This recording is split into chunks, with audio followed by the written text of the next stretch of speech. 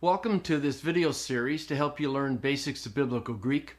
I'm glad for this chance to walk with you through the textbook as you learn this marvelous language.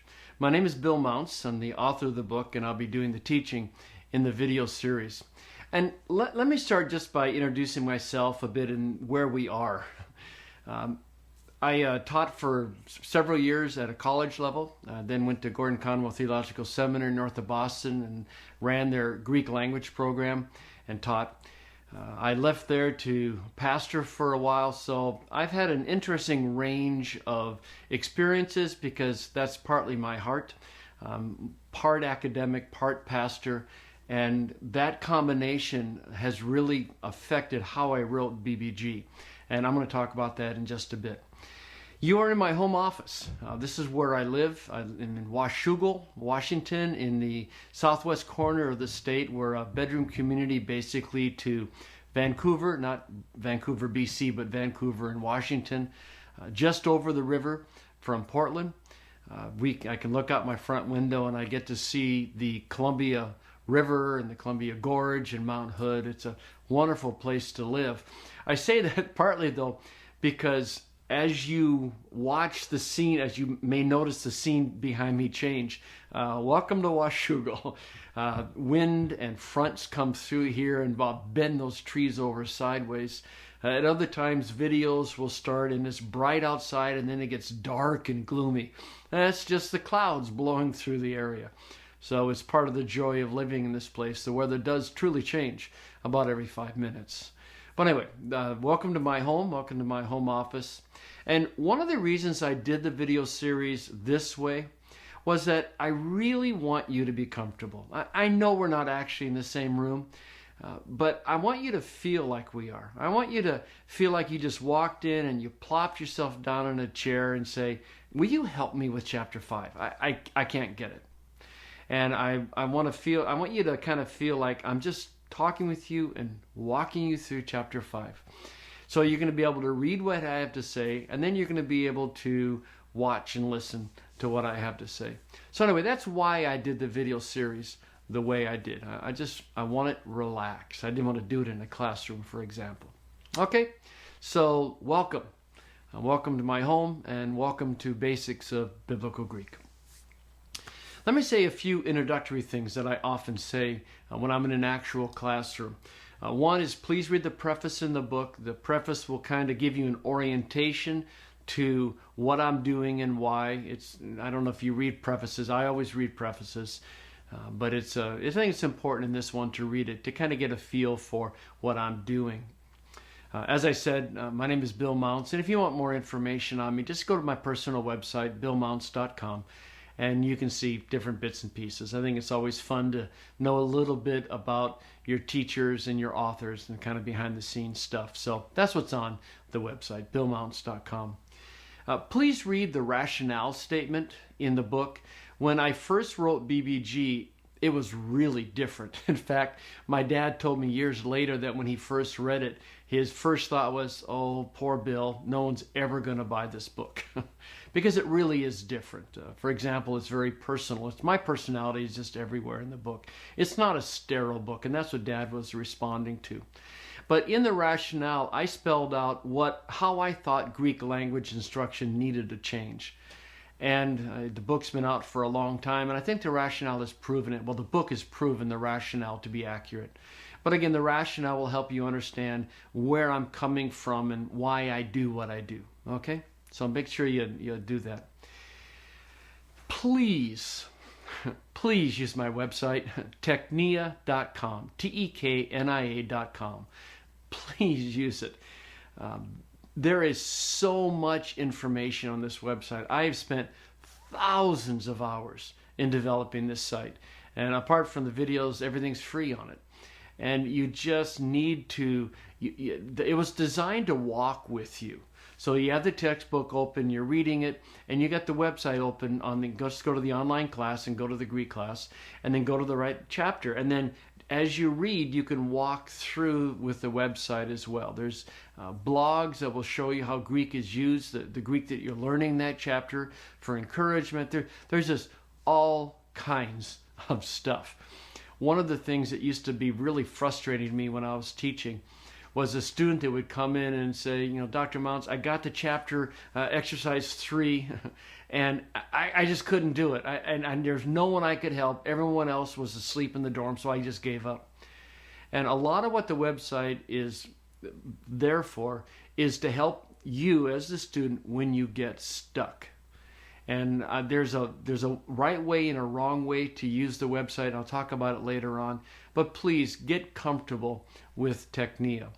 Technia may sound like a strange word. It's a Greek word that means little child. For about 20 years, I wrote commercial software and finally decided that was my second job when I was teaching. And I finally got to the point where I realized I don't think this is what the Lord wants me to do. And so I thought I would start writing children's educational software, Bible and kids Greek kind of stuff. In fact, a site I have that I develop as I have time is kidsgreek.com. It's teaching kids conversational Greek. And the real point is to get them to not be afraid of Greek and to start being able to use better Bible study tools. And you can do that very early on. By the way, that was the kind of stuff I thought I was going to be doing. And then I ended up writing software more for year level than that. But anyway, that was why I picked Technia, little child, children's educational software. And I just kept it as I moved up to year level. So make sure you use technia.com. Chapter 1. Let me say a few things. Chapter 1 is a real short chapter. It's just a basic history of the Greek language and kind of orients you and puts the Greek that you're learning in its historical perspective. There's something that I didn't say in chapter 1, and I want to add it for the video. It's not critical, but I think it's really interesting. And a lot of it comes out of my work in kids Greek, because I'll be talking to people and they'll say, what are you teaching your children? And they say, well, they're teaching them Latin. I go, oh, guy, why would you teach someone Latin? I had 2 years of Latin. I said, why would you teach anyone Latin? Well, I want them to learn their English better. And I'd say, well, then teach them English. Have them read good English. That's how you learn English. The headaches of learning another language in order to know English better, other than perhaps, roots or something, always seem to be a waste of time. So all English is derived from Latin. And what I want you to know is, no, it's not. English is not derived from Latin. English borrows a lot from Latin. But anyway, that's the historical background to what I want to say here. There is theoretically a language called Proto-Indo-European. It's a totally academic, an academically conceived language. We believe it was the core language in Europe. Many in prehistory times. All right. The Proto-Indo-European language then developed into 4 branches. Okay, one branch was the Romance languages. And the Romance languages are Latin, French, Spanish, and others. Not English. The second branch of the Proto-Indo-European languages are the Germanic languages.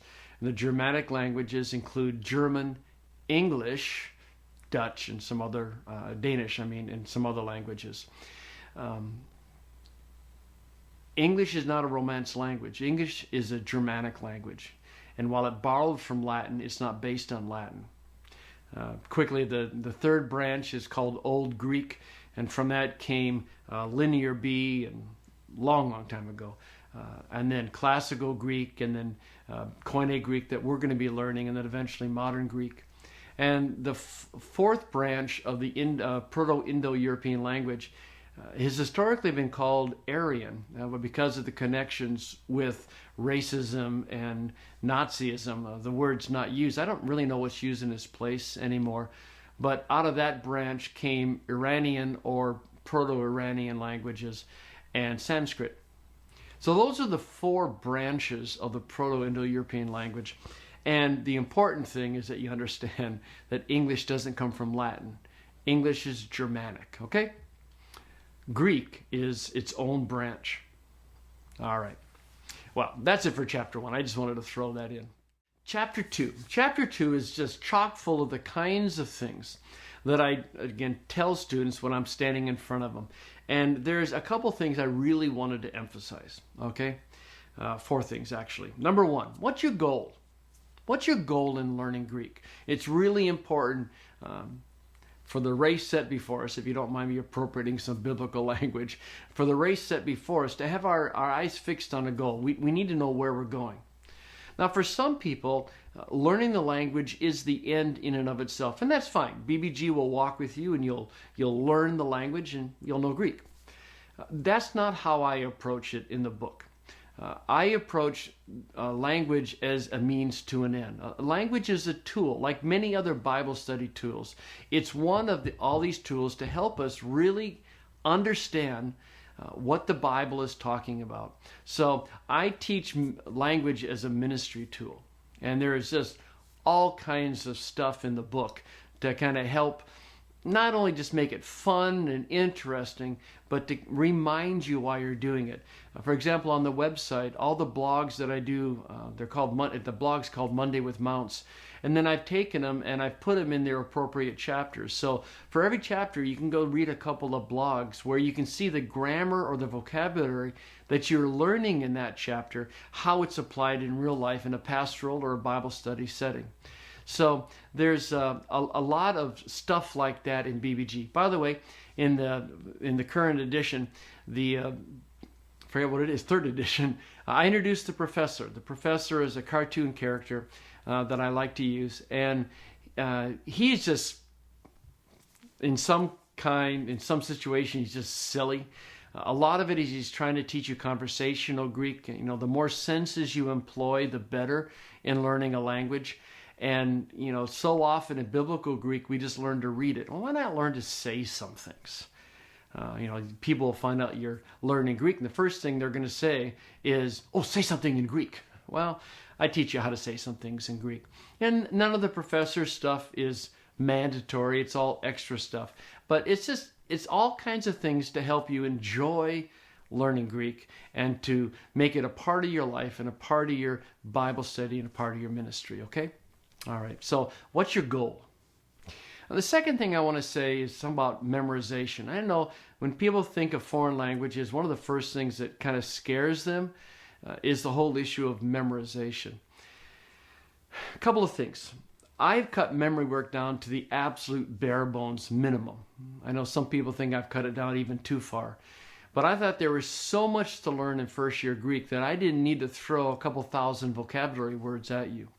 So I committed to only teaching words that occur 50 times or more in the Greek Testament, and then I had to throw in just a couple of extras, so there's 319 words you're going to be learning. 319 vocabulary words for a first year language class is nothing. Okay, that's just absolutely nothing. You're going to be learning charts. We call them paradigms. And in a lot of people's approaches to the language, they learn chart after chart after chart after chart. And I wanted to cut the charts down to the absolute minimum. So you have the minimum vocabulary, minimum paradigms. Now, but what that means is that the ones that I give you, you've got to learn. Okay, this is just bedrock stuff. You have to learn the vocabulary and you have to learn those paradigms. Okay, so work on your memory work. Know that I've made it as easy as I possibly can. But what I have left, you have to learn. Okay. So for vocabulary, Zonovan published my paper flashcards. They're on cardstock, and you can cut a hole and put them on a ring and separate them. I remember when I was learning Greek, I made all my flashcards by hand, and I had a box with 5 different categories. And it was Greek words I had to review every day, all the way up to Greek words I didn't ever have to review. I knew Kai meant and so stuck it there. But we had the flashcards you can get. If you like electronic, I've got Flashworks. It's a computer program I've written. I think I've written about 7 different versions of this software. As computers get better and better and change, I keep rewriting it in different languages. Hopefully I'm set in the languages I'm in now. So it's Mac and Windows. And it's basically, I took that box of 5 slots and I made it electronic. And so what you can do in Flashworks is you can pull up the words you're supposed to know, and you can say, this has a difficulty of 5, I need to review it every day. This has a difficulty of 1, maybe once a semester I'll look at it. But you can break up your words, and it says the words and all kinds of other stuff. So be sure you download it off the website. And if you like electronics, you can use that. And again, please please use the website. There's you go to the vocabulary sections, and there's me saying the word. And if your teacher wants you to learn modern Greek pronunciation, Christine Palmer did the recording for me. She and her husband were students of mine at Gordon Conwell. Well, I guess her husband David was a student. Christine wasn't at the time, and she's native Greek, and so her pronunciation's perfect. And so she did the recordings for me. There's silly mnemonic devices. There's a friend of mine singing old songs where I've swapped Greek out with English. And so you can things to help you memorize. There's a place for you to write your own mnemonic devices. You can see the word in its biblical context. I mean, there's so much stuff, even on just the vocabulary link on the website for every chapter. So I've done everything I can to help. And you just need to memorize those words, okay? All right. Third thing I wanted to say is please treat the workbook as a test. We used to see students in class do this where they would have read the textbook, and then they're opening up the workbook and they're working, and they get stuck, so they go back to the textbook and look up the answer. And I always encourage them that's exactly the wrong way to do it. Do everything you can to learn the textbook. Okay? Read the book, listen to the summary lecture, go through the full lecture, do your memory work, your vocabulary and your paradigms and your grammar. Do it as well as you can. Shut your textbook, go to your workbook, go through it, do everything you can. If you get stuck, then just skip it and move on to the next. Go back then when you're done and review it in the textbook and go back and do your workbook. So please, that's treating your workbook as a test. And that's the best way to do it. The fourth thing I wanted to say is, and it's related, is the answers are all available on the website. Now, this is a bit of a controversial decision. It took us a long time to make this decision. There were some teachers that really wanted the answers available, and there were others that really didn't want the answers available, and went back and forth and took a poll and finally decided to publish the answers to the workbook. Now, if you want to be guaranteed of not ever learning Greek, cheat. All right. I mean, if you want to make sure that you never learn Greek, then as you're going through the workbook, just check the answers all the time. And have the answers open when you're doing the workbook. I'll guarantee you will not learn the language. You may be able to fake your way through some of the exercises, but when you get to the test, you're simply not going to pass, okay? Here's what I decided, and this is kind of a broad stroke decision that all teachers have to make. And there's two kinds of students. I like thinking binary. Now, there's two kinds of students. There are the students that doesn't matter whether they're smart or challenged, it's hard for them. But these are the students that are willing to work, who really want to learn the language, and they're the ones that are going to use the language. And then there are other students who, for whatever reason, just want to get by. They're going to take shortcuts if they can, and they're never going to use the language on down the road. And I just decided early on I was going to teach for the first section, not the second. I was going to teach for those that really wanted to learn, because they were the only ones that were really going to be using the language in ministry and in Bible study and whatnot. For that group of students, answers are a good thing. But again, please use your workbook, use the website as a test. Do the work the best you can.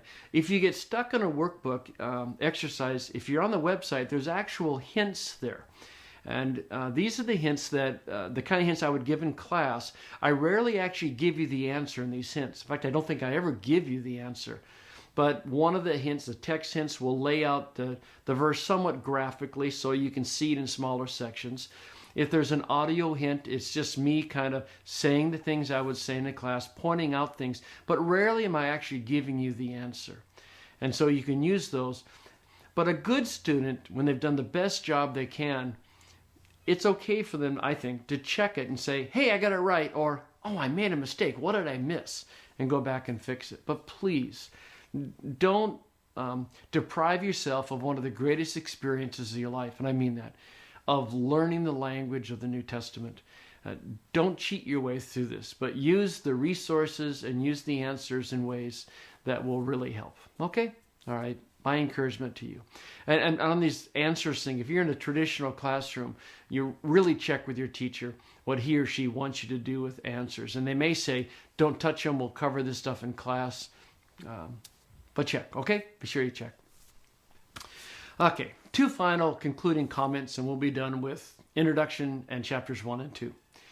Number 1, I think probably one of my least liked phrases is, it's Greek to me.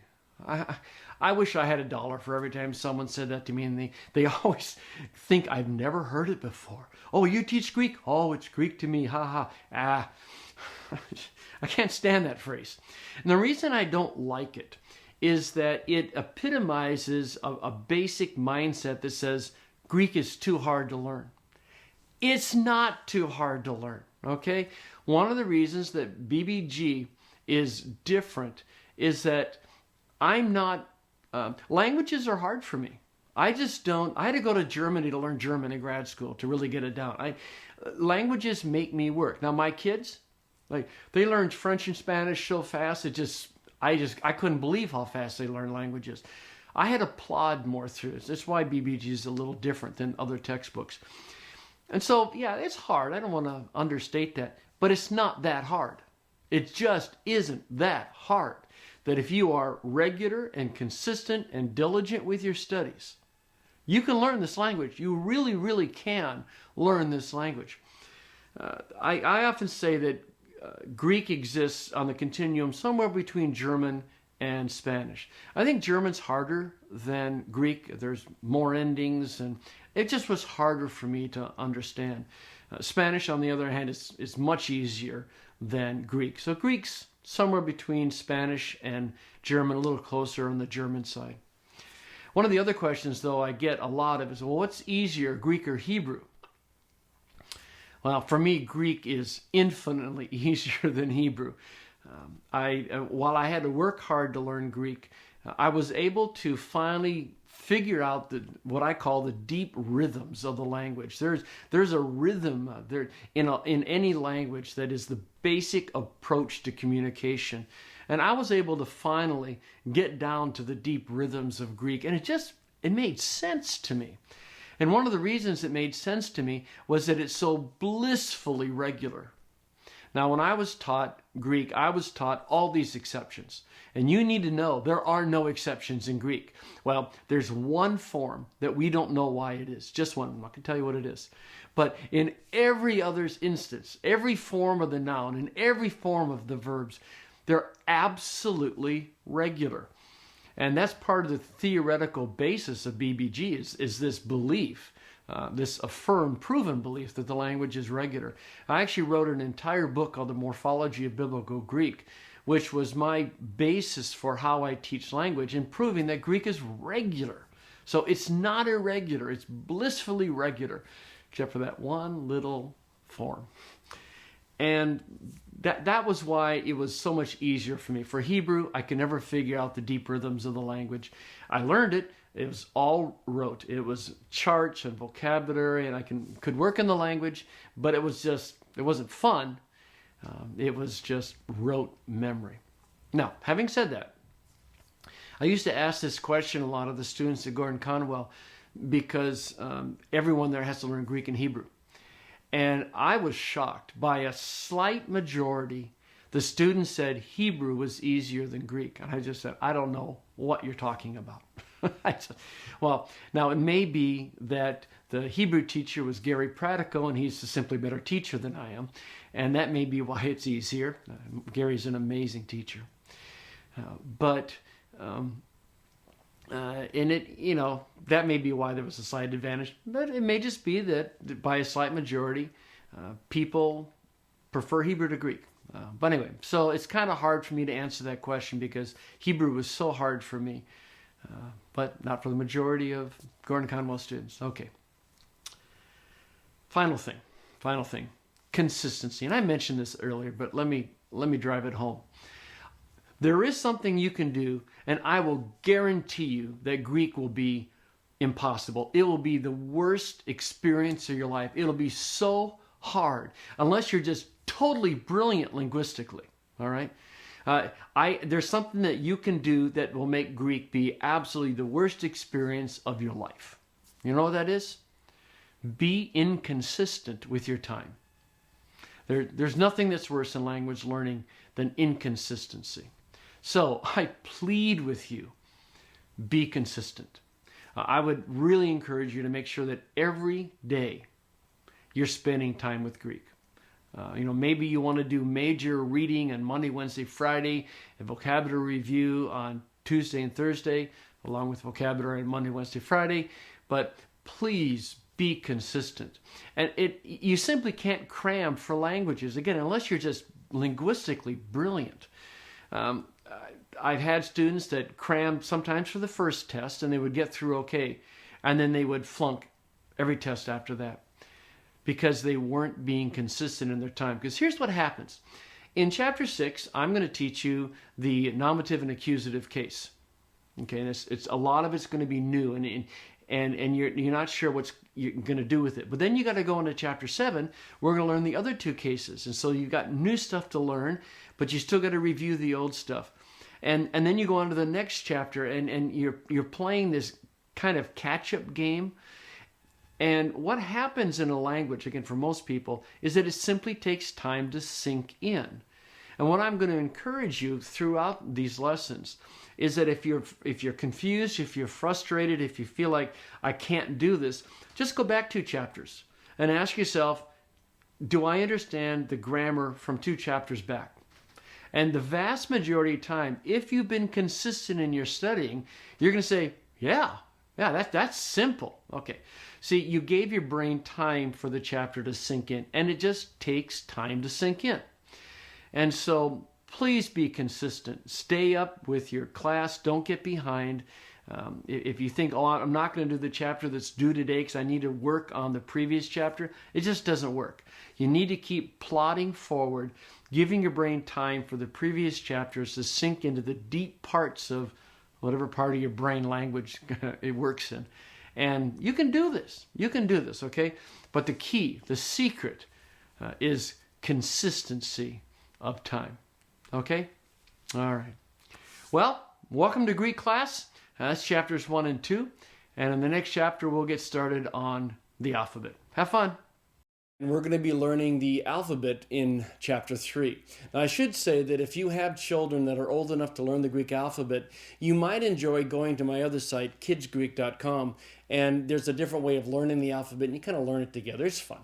In fact, I have several students that have done that and have told me about it. But anyway, in this time together, we're going to do the more traditional approach to learning the Greek alphabet.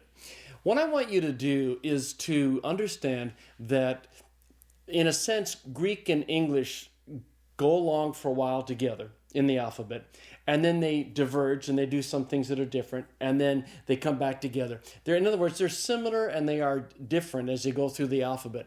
Now, when I say that Greek is following English, understand that I know anyway, that English wasn't a language till about 1,000 years ago. And so the Greek's not following English. But for an English speaker, it's helpful to think that way. So as we go through the Greek alphabet, concentrate on where it's similar and where they're different, both in terms of what the letters look like and what they sound like, and also the order of letters, okay? I basically break the Greek alphabet into 5 units, and you will be able to see how these units are the same and different than Greek. I should say something about pronunciation, because in these days, there's more and more discussion going on about how is Greek accurate, the Koine Greek accurately pronounced. And it's heating up, I guess you could say. The discussion is getting more and more aggressive. What I've chosen to do is to teach what I call standard pronunciation. This is the pronunciation that I was taught. It's a pronunciation that the vast majority of students learn. Doesn't make it right, but it's standard pronunciation. One of the things I like about standard pronunciation is that it has a different sound for every vowel and consonant. And if you use, for example, modern Greek pronunciation, the same different vowels have the same sound. So I found it, just from a teaching standpoint, easier to teach using standard pronunciation. The other reason I use standard pronunciation is that because the vast majority of people use it, it makes it easier for you to communicate with each other. I remember being in a college once where the previous Greek teacher had used modern Greek, and then his teachers went to the local seminary, and the local seminary taught standard pronunciation, and it was really hard for them to communicate. So anyway, I'm teaching you standard pronunciation. Doesn't make it right, but it's what most people do, and didactically it makes it a little easier to learn Greek, okay? So we'll do that. And for this particular talk, you may want to download the study sheet from the website because it gives you a central place to keep all your notes about the alphabet as we go through it, okay? All right. Well, let's start in the first unit. The first Greek letter is the letter alpha. It's pronounced like in the A sound in the English father. So alpha is as in father. Second letter is the B sound. It's called beta, like in the word Bible. The third letter, there's no C in Greek, so this is where we have the G sound. It's called a gamma. And the gamma is pronounced generally with the hard G sound, like in the English word gone. Now, there's a special situation that when you have gamma that's followed by a gamma, a kappa, chi, or xi, so gamma, gamma, gamma kappa, gamma chi, gamma xi. Of course, you don't know those other letters yet, so you'll learn them as you go through. When you hit that scenario, the first gamma is pronounced as a gamma nasal, as an N sound. So like the Greek word for angel is angelos, alpha, gamma, gamma, but it's pronounced ang, okay, A-N-G sound. So the third letter is the hard G, generally sound, called gamma. The fourth letter is the D sound. It's called a delta. And so delta is pronounced like the D in the English word dog. And the next letter is an epsilon. It's a short E sound. It's like the E in the English word met. So say those with me, okay? Alpha, beta, gamma, delta, epsilon. Okay, say it again. Alpha, beta, gamma, delta, epsilon. Now, very important little side comment. Did you say that out loud with me? Okay. If you didn't, you're in trouble. If you want to learn this language, you're going to have to learn to say these things out loud. The more senses that you can employ, the easier it is to learn things, right? So you need to see it, you need to say it, you need to hear it. Okay, you just employ as many senses as you can, all right? And some people are hesitant to talk to themselves or to have other people see that they're talking to themselves. I don't have that problem. I talk to myself all the time. As a friend of mine once said, sometimes it's the only way to have an intelligent conversation. Well, maybe not. But anyway, I talk to myself all the time. I'd really encourage you to be talking to yourself. And again, if you're embarrassed about that, then go into your inner room and shut the door and pray and then talk to yourself, all right? So you have to be saying these things out loud as much as you can. We're learning a language. This is verbal, okay? So say it with me again. Alpha, beta, gamma, delta, epsilon. Okay, that's the first of the 5 chunks where Greek and English are pretty close. In the second chunk in the Greek alphabet, we have some letters that are a little different, okay, and there's 3 of them. So there is the zeta. This is the Z sound, but this is where the Greeks put it in the alphabet. The zeta is the Z sound, as in the English word days. Now, there is some controversy about how to pronounce the zeta, even in standard pronunciation. Some people want it slightly plosive, like a D, Z, Z, Z together. But I teach it as a simple Z sound. I think most people do teach zeta as a simple Z sound. So zeta is the Z sound pronounced like the Z in days. The next letter is the long E vowel. It's called an eta. All right, and I know it looks like an N, but it's not. It's the eta. It's a long E-class vowel. And we have this in English, for example, in the word obey, okay? So eta is the A sound, as in the English word obey. We think of it as an E-class vowel, but it's pronounced A, okay? All right. Then the next one in this little short is the theta. Now, there are 4 letters in Greek that are pronounced with 2 sounds. like TH or PH or something like that. Well, this is the first of them. This is the theta. It's the TH sound, like in the English word thing. All right? All right. So let's say all of them from the beginning together. Say them out loud. Alpha, beta, gamma, delta, epsilon, zeta, eta, theta. Okay, say it again. Alpha, beta, gamma, delta, epsilon, zeta, eta, theta. Okay, very good. Okay, let's go on to the third. This one's going to be a little longer than the other ones. The next vowel is the iota. It's the short I sound as well. It can be short and long, and this is one of the interesting things about iota. It's a short I sound, as in the first I in the English word intrigue, but it's also a long sound, and when it's long sound, it's pronounced as an E. Again, just think of intrigue. The first I in intrigue is the short iota sound. The second I in intrigue is the long iota sound, okay? So iota is pronounced I or E, as in intrigue. Now, how will you know whether it's long or short? Well, there are some clues that I'll be showing you along the way, but for the most part, just listen to your teacher, because that's how I pronounce these letters. You'll listen to your teacher say the words, and you'll just pick up whether it's an I or E sound, okay? So don't worry about it. Again, there are some clues, but for right now, just be content to know that the iota is the Greek I, and it can be pronounced both I and E, okay? Good. So it's iota, and then kappa, it's the K sound. So kappa is pronounced like the K in kitchen. And then there's the L sound. It doesn't look quite like an L in English, but it's the L sound. It's the lambda. So the lambda is the L sound, pronounced like the L in law. Okay, so iota, kappa, lambda. Mu. Mu is the M sound in Greek, so it's pronounced like the M in mother. So there's mu, and then nu. That's the N sound. So the nu is pronounced like the N in the English word new. But then we have another kind of weird letter, and we don't have anything that strictly corresponds to it in English. Well, we do a little. It's the XC. Okay, it's an XS kind of sound. It's like the X in axiom. So XC is pronounced X, as in axiom. Just make sure you swallow your spit before you say it, okay? Okay, well, before we go any further, let's go back and review the last six, okay? So let's go from the beginning. Alpha, beta, gamma, delta, epsilon, zeta, eta, theta. Now the new set. Iota, kappa, lambda, mu, nu, xi. Okay, let's do the last six again.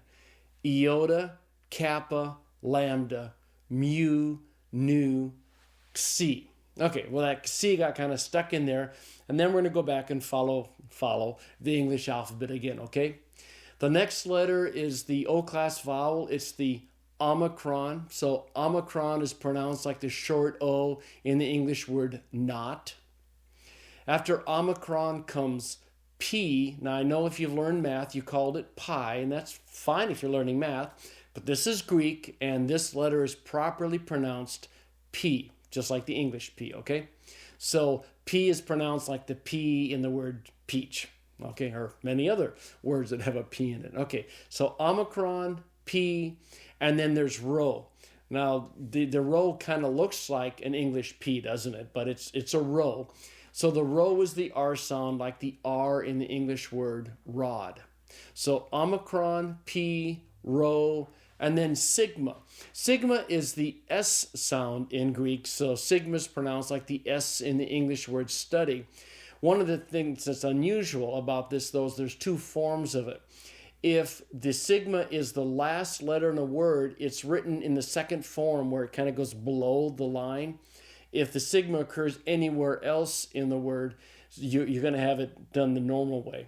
And so, for example, in the word apostolos, you have two sigmas, and they're written the two different ways. So it's just an orthographic difference, no difference in meaning at all, okay? So omicron, P, rho, sigma.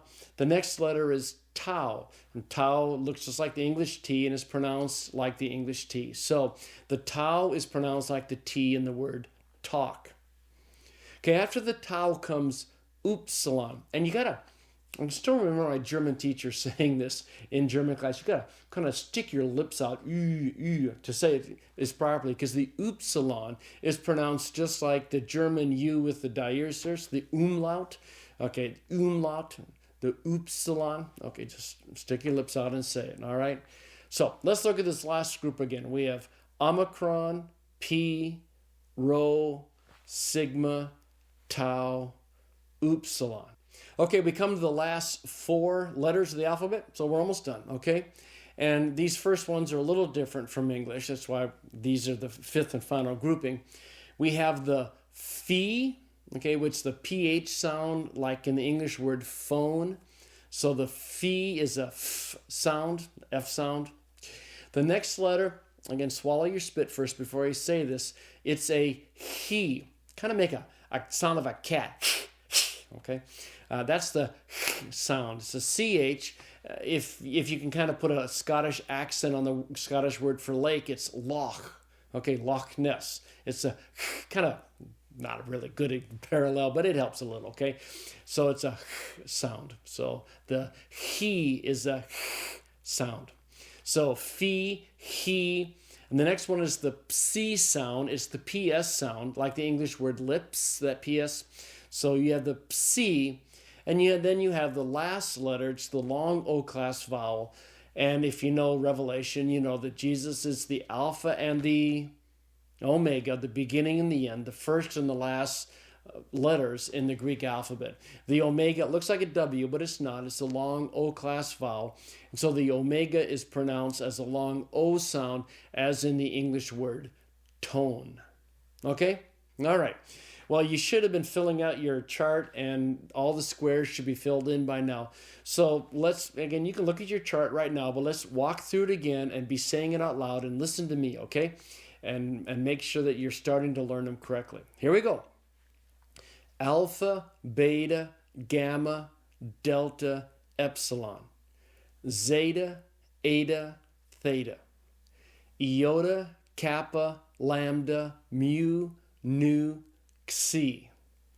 Omicron, P, rho, sigma, tau, upsilon. Phi, he, psi, omega. Okay, how'd you do? All right. Well, there's stuff on the website you can go to and listen to me say those over and over again. You can also go and listen to my kids when they're about 4 and 6 say them as well. If you're wondering who the voices are on the website for the alphabet, it's my children who are now in college, but they were very young when they said that. Okay. Obviously, we're not going to be able to get any further in Greek until you learn the alphabet, so this is the first thing you need to really learn. But there's a couple other odds and ends, let me share them with you. First of all, make sure you know which ones are the vowels, okay? So the vowels are alpha, epsilon, eta, iota, omicron, upsilon, omega. So make sure you mark those in your chart or highlight them in the textbook, and make sure you can always identify those 7 vowels. That's going to be really important. Okay, a couple of other things. There's something called breathing marks in Greek, that if a word begins with a vowel or a rho, there's going to be a little mark over that initial vowel or rho. And that's called a breathing mark. And there's 2 of them. First breathing mark is called a smooth breathing mark, and it's like a little C, but it's backwards. And so, for example, you would find this on the word apostolos. Okay, see that the mark over the alpha, that's the smooth breathing. It indicates absolutely nothing. Okay, it's not pronounced, it's not transliterated. There's a history behind it, and it's an easy thing to learn. Okay, but anyway, that's the smooth breathing. It's not pronounced. It's just there. Okay. But the second breathing is important. It's called a rough breathing, and it's shaped, you flip the smooth, it looks like a regular C. It introduces an H sound. So, for example, if you have the word uper, and then you put the rough breathing on it, you pronounce it huper. Okay, the accent's on the epsilon, but it's huper. So the rough breathing looks like a C over that initial vowel. And if it's an initial rho, or actually upsilon, it's always going to be a rough breathing. And it adds an H sound into the pronunciation of the word. Now, if you have a word that begins with a single vowel, and now there's not two vowels in a row, but a single vowel and it's capitalized, the breathing mark goes in front of it. So, for example, Jesus' name is Iesus, all right? So that's the smooth breathing in front of the initial iota. Okay, that's it for breathings. Let's talk a little bit about diphthongs, and I think we're almost done at that point. There are certain combinations of vowels that you can't pronounce easily. You're going to hear me say this over and over again, so I might as well start it now. There's a thing called hiatus. Hiatus is the pause that is necessary to pronounce two sounds. It's why we don't say a apple, we say an apple. Okay, in English, the N is added to make it be able to be smoother. You don't have to go, apple. Okay, Greeks don't like that hiatus. They really don't like it. And you're going to find a lot of the stuff that happens in the Greek language is in order to get away from having to go, and be able to pronounce them smoothly, okay? Well, a lot of times when you have two vowels together, it would take a sound to say them. And so what Greek does is, and many languages do this, is that those two vowels form a single sound, okay? So when you have two vowels that form a single sound, it's called a diphthong. I always thought it was diphthong, but it's not. It's diphthong, all right? So a diphthong is when you have two vowels that create one sound, and in Greek, the second vowel is always going to be an iota or an upsilon, okay? So the first vowel can be a lot of different vowels, but the second vowel will always be an iota or an upsilon. And when you see this, you can be pretty much assured that you've got a diphthong. Well, let me show you the chart, and we'll walk through the pronunciation of all the different diphthongs, okay? The diphthong alpha iota is pronounced I, like in the English aisle, and so the Greek word that I have listed in the far right column is pronounced iro. The diphthong epsilon iota is pronounced a, like in the English word eight, so the Greek word is a, means if, but you say a. The diphthong omicron upsilon is pronounced like the oi in oil, and so the Greek word is pronounced oikia. Now you notice I said oikia. Okay, there's a clue that it's not oikia, it's oikia. It's a long iota. How do I know that? That's how my teacher said it. Okay. The fourth diphthong is alpha upsilon. It's pronounced au, like in sauerkraut. And so the Greek word is pronounced autos. And the next diphthong is the last of the common diphthongs. Omicron upsilon is pronounced u, like in the word soup. And so the Greek word is pronounced oude. The final three diphthongs are not quite as common, but you need to know them. Upsilon iota is pronounced hui, as in sweet. And so the Greek word is pronounced huios. Notice that's the rough breathing over the iota. Huios. And then the last two diphthongs, epsilon upsilon and eta upsilon, are pronounced u, as in feud. So the Greek words are pronounced iothus and euxanin. Okay, last couple things on diphthongs. One is that you've already seen on the word huios. When you have a word that begins with a diphthong, the breathing is over the second vowel of the diphthong. If in fact that diphthong is capitalized, it will still be over the second vowel of the diphthong. So that's nice. There is something called an improper diphthong, and that's when you have alpha, eta, or omega, and when it was followed by an iota, the iota is subscripted, goes under the long vowel. It's not pronounced, but grammatically it's really important that you notice that that iota is sitting under there, okay? But those are technically classified as improper diphthongs, but the iota is not pronounced, okay? And finally, there's a thing called a diaeresis. Again, you have diaeresis in other languages as well. A diaeresis is the two dots that we put over a vowel to say, we know that these two vowels are generally pronounced as a single sound. They form a diphthong, but for whatever be the reason, the second vowel is to be individually pronounced. So we put the two dots, the diaeresis, over the second vowel to say this isn't a diphthong, it's actually two vowels. And what's going to happen is that you'll syllabify between those two vowels. So the name Isaias is how you would say the name of the prophet, Azaias. Okay? All right. Not an easy word to say. All right. What I always do at the end of every chapter is put up a summary and just to remind us what we've learned. Okay? So let's look at the summary right now. Well, we learned the alphabet. And the alphabet is alpha, beta, gamma, delta, epsilon, zeta, eta, theta, iota, kappa, lambda, mu, nu, xi, omicron, pi, rho, sigma, with the two different ways it's written, tau, upsilon, and then finally phi, chi, psi, omega. We learned that the 7 vowels are alpha, epsilon, eta, iota, omicron, upsilon, omega. And we learned that words that begin with a vowel or rho are going to have a breathing mark. The smooth breathing is the backward C. It's not pronounced. The rough breathing looks kind of like a C, and it introduces an H sound into the pronunciation of the word. If the word begins with rho or an upsilon, the breathing will always be a rough breathing. If a word begins with a single capital vowel, the breathing is placed in front of the vowel. And we saw the diphthongs, or when you have two vowels that make one sound, and the second vowel of the diphthong is either an iota or an upsilon. Breathing goes over the second vowel of the diphthong. We have improper diphthongs where the iota is subscripted under a long alpha, eta, or omega. And the diaeresis mark tells you that what normally would form a diphthong doesn't in this particular word. Diaeresis normally occur on like foreign loan words and proper names and stuff like that. Not always, but usually. Now, before you run off and do your workbook like you should, let me just say a couple things about the workbook. And this, again, is really, really important, the things that I share in class. First of all, do your homework.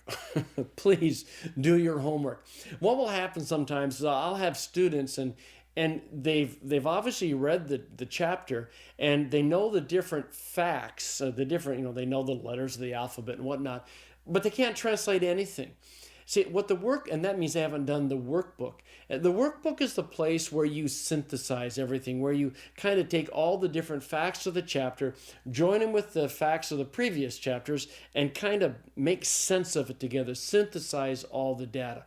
And so it's really important that you do the workbook, that you fight your way through the exercises, use the website when you need help. Because without that exercise time, you're not going to really know the Greek language, okay? So make sure you do it. And second of all, you really should treat the workbook as a test. And what I mean by that is this. Read your chapter in BBG, in the grammar, memorize your vocabulary, memorize your paradigms, or whatever there is in that chapter to learn. Shut it, put it away. If you need to, put it in the other room. Open up your workbook and do everything that you can. What you don't want to do is to leave the grammar open and be going back and forth between the workbook and the grammar. That just means you're not going to be learning the grammar, okay? So get the grammar far away from you and focus on the workbook and do everything that you can. And if you forget a word or an ending or something, then just skip it and go to the next sentence in the exercise, okay? Do all of the chapter, then go back, reread the grammar, check your memory work, check your vocabulary, whatever you need to, and then come back and do the ones you couldn't do before, okay? But what you don't want to do is this flipping back and forth because it's just death. I mean, it's just death, okay? So treat the workbook as a test, and you'll learn it. You can do this, all right? You can do this, all right? Well, have fun with this chapter. In Chapter 4, we're going to be learning about punctuation and about syllabification, and then you're going to begin the wonderful journey into the world of vocabulary acquisition. So those are the 3 things in this chapter. The chapter is much shorter than Chapter 3, okay? So let's start with punctuation. In punctuation, the Greek period and the Greek comma look just like they do in English, so they're not going to give you any problems at all. However, the Greek semicolon is a raised dot, and the Greek question mark looks like the English semicolon, okay? So the Greek period and comma look just like they do in English. The Greek semicolon is the raised dot, and the Greek question mark looks like the English semicolon. And that's all there is to punctuation. I mean, you're going to find brackets and dashes and stuff, but that's it for punctuation. Okay? All right. Let me say a few things about diacriticals. We've already met one of the diacriticals, and that's the diaeresis. Greek also has an apostrophe. It looks just like it does in English, and it does the same function, performs the same function. It marks where you've dropped out a vowel. It's an elision mark. It's a technical name for it. So, for example, you have the Greek word apa. Sometimes that final omicron is going to go away, and you're going to have op, and the elided omicron will be marked with the apostrophe. Okay? So there's the apostrophe. And then there's accents. Accents are the main diacritical marks in Greek. Originally, back in Koine Greek or before, we believe, and we don't know for sure, but we believe that the accent marks indicated musical pitch. In other words, they marked the syllable where your voice either went up, down, or up and down. And actually in modern Greek, that's the same function. But as far as standard pronunciation is concerned, most teachers are content with you simply placing stress on the accented syllable. Okay, so if you want your voice to go up and down, that's fine.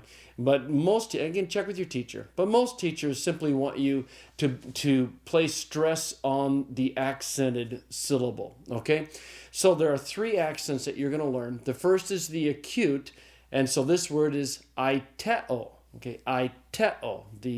The accent, the acute accent is the mark that goes up, used to indicate a rising pitch, but for us now we know to accent the syllable with the epsilon. Okay, accents will always be on vowels, not on consonants. So the acute is the accent that goes up. The grave is the accent that goes down, originally indicated a drop in pitch, and so we say theos, theos. And then there's the circumflex, which indicated originally a pitch would go up and down. You can see that in the shape of it, right? And so we say hagnos, hagnos. Okay, so aiteo, theos, hagnos. Now there is some debate among teachers as to how much a student needs to know about the accenting system. For me, and I think for most teachers, but certainly not all, simply observing the syllable that has the accent and getting the students to always stress that syllable is enough. Some teachers will want you to know when it's an acute, when it's going to be a grave, and there's actually quite a few rules connected with accents. If you want to see them all, pick up a copy of my morphology, and I give every last single rule there is for accents. Don Carson also has a really good book on Greek accents. But I'm not going to ask you to learn all the different rules for when it's going to be an acute or when it's going to be a grave. I'm simply going to ask you to always note the syllable that has the accent and make sure you stress that accent. When it comes to pronunciation and then memorization, and those two are all tied together, it's really important that you pronounce these words consistently. I mean, if you say apostolos, apostolos, apostolos, apostolos, you can hear how different the word sounds depending upon what syllable I accent, right? So you need to be able to pronounce these words consistently, and you for memory work, you need to be sure to stress the accented syllable. Otherwise, they're just too hard to learn, okay?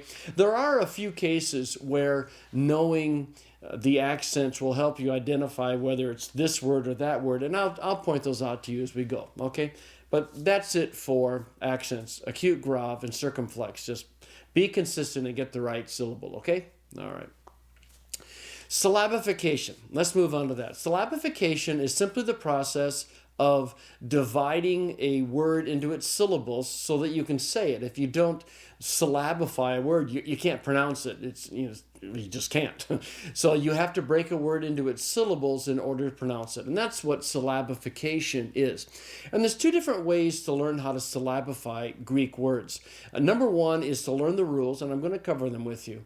But number two is just listen to me. Just listen to your teacher. And what you're going to find, especially if you're a native English speaker, that the syllabification is very natural. Greek syllabifies very much the way that English does. And after you you hear it for a while, it's just going to become a very natural thing for you to know where to break a word into its different syllables. And in fact, when I go through the vocabulary this time, I'm going to go very slowly and clearly syllabify each word. And I'll bet you that for the most part, when you're done with this chapter, you'll have syllabification down, okay? But there's always someone who needs to know the rules, and it's important to know the rules, I guess. So let me go through the basic rules of syllabification. Rule 1 is that there is one vowel or diphthong per syllable. So if you see a word like ake-ka-amin, you go through, if you count the vowels, that's going to tell you how many syllables there are. Ake-ka-amin. So this word has 5 syllables. Okay? All right, so that's rule number 1. Rule 2 is that a single consonant, and by single I mean that there's not 2 or more consonants in a row. It's a single consonant and then a vowel. A single consonant by itself goes with the following vowel. So if you have a word like he'orakamin, okay, you have the rho going with the alpha, the kappa going with the alpha, and the mu going with the epsilon. He'orakamin. Okay, that's just like we do it in English, so that shouldn't be a problem. Rule 3 is that 2 consecutive vowels that do not form a diphthong are divided. If you have the word etheasamitha, you have the epsilon and alpha. Okay, that can't be a diphthong because the second vowel of the diphthong has to be iota or upsilon, right? So you have to syllabify between them. So it's etheasamitha. Okay? All right, that's rule 3. Rule 4 is that a consonant cluster that cannot be pronounced together is divided. The mu-p combination can't be pronounced together. So you syllabify m-pra-sthen. You'll notice the sigma theta can be pronounced together, and so they go together. M-pra-sthen. Now, how do you know whether a consonant cluster can be divided, can be pronounced together, right? Or whether they're going to have to be divided? Well, again, you won't be many chapters into Greek until you're very, very comfortable with knowing that. If you need to know, one way to do it is to get a Greek dictionary, and for the example of this word, look up words beginning with mu-p and see if there are any. If there aren't any, then there's a chance, not necessarily, it's not a foolproof way, but there's a pretty good chance that that consonant cluster cannot be pronounced. So it's m-pra-sthen. Okay?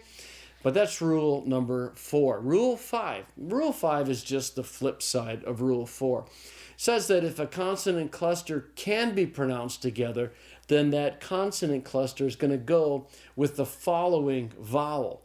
This is the word for Christ, and hero and sigma tau can be pronounced together. So they're kept together and they go with the following vowel. So it's Christos. Okay? Christos. So that's rule 5. Rule 6 is very much like the rule we have in English, and that is that double consonants are divided. So in this word, you have 2 rows in a row. That's your double consonant. And you have paresia. Paresia. Okay? So that's rule 6. And finally, rule 7 is that if you have a compound word, it's syllabified where those 2 words are put together.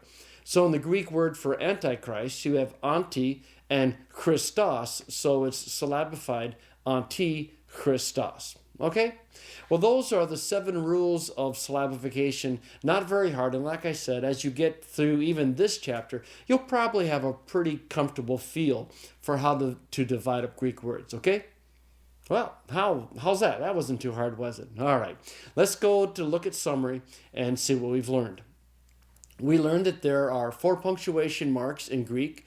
The comma and the period look just like the English comma and period, but the Greek semicolon looks like a raised dot, and the Greek question mark looks like an English semicolon.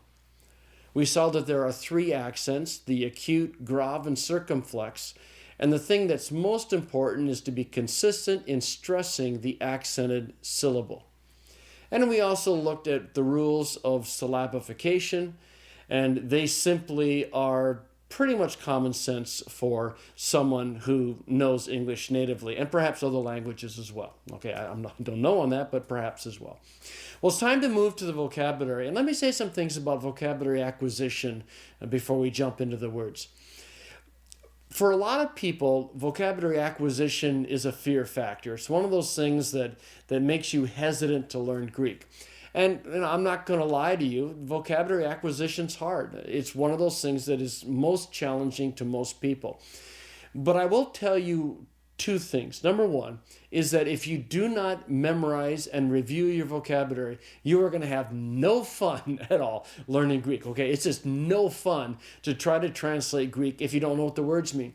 And you can memorize all the grammar, you can memorize all the paradigms, you can do all of that kind of stuff. But if you actually open up the workbook and you have to look up half the words, there's no victory. There's no sense of accomplishment. I mean, you don't feel like you've done anything, all right?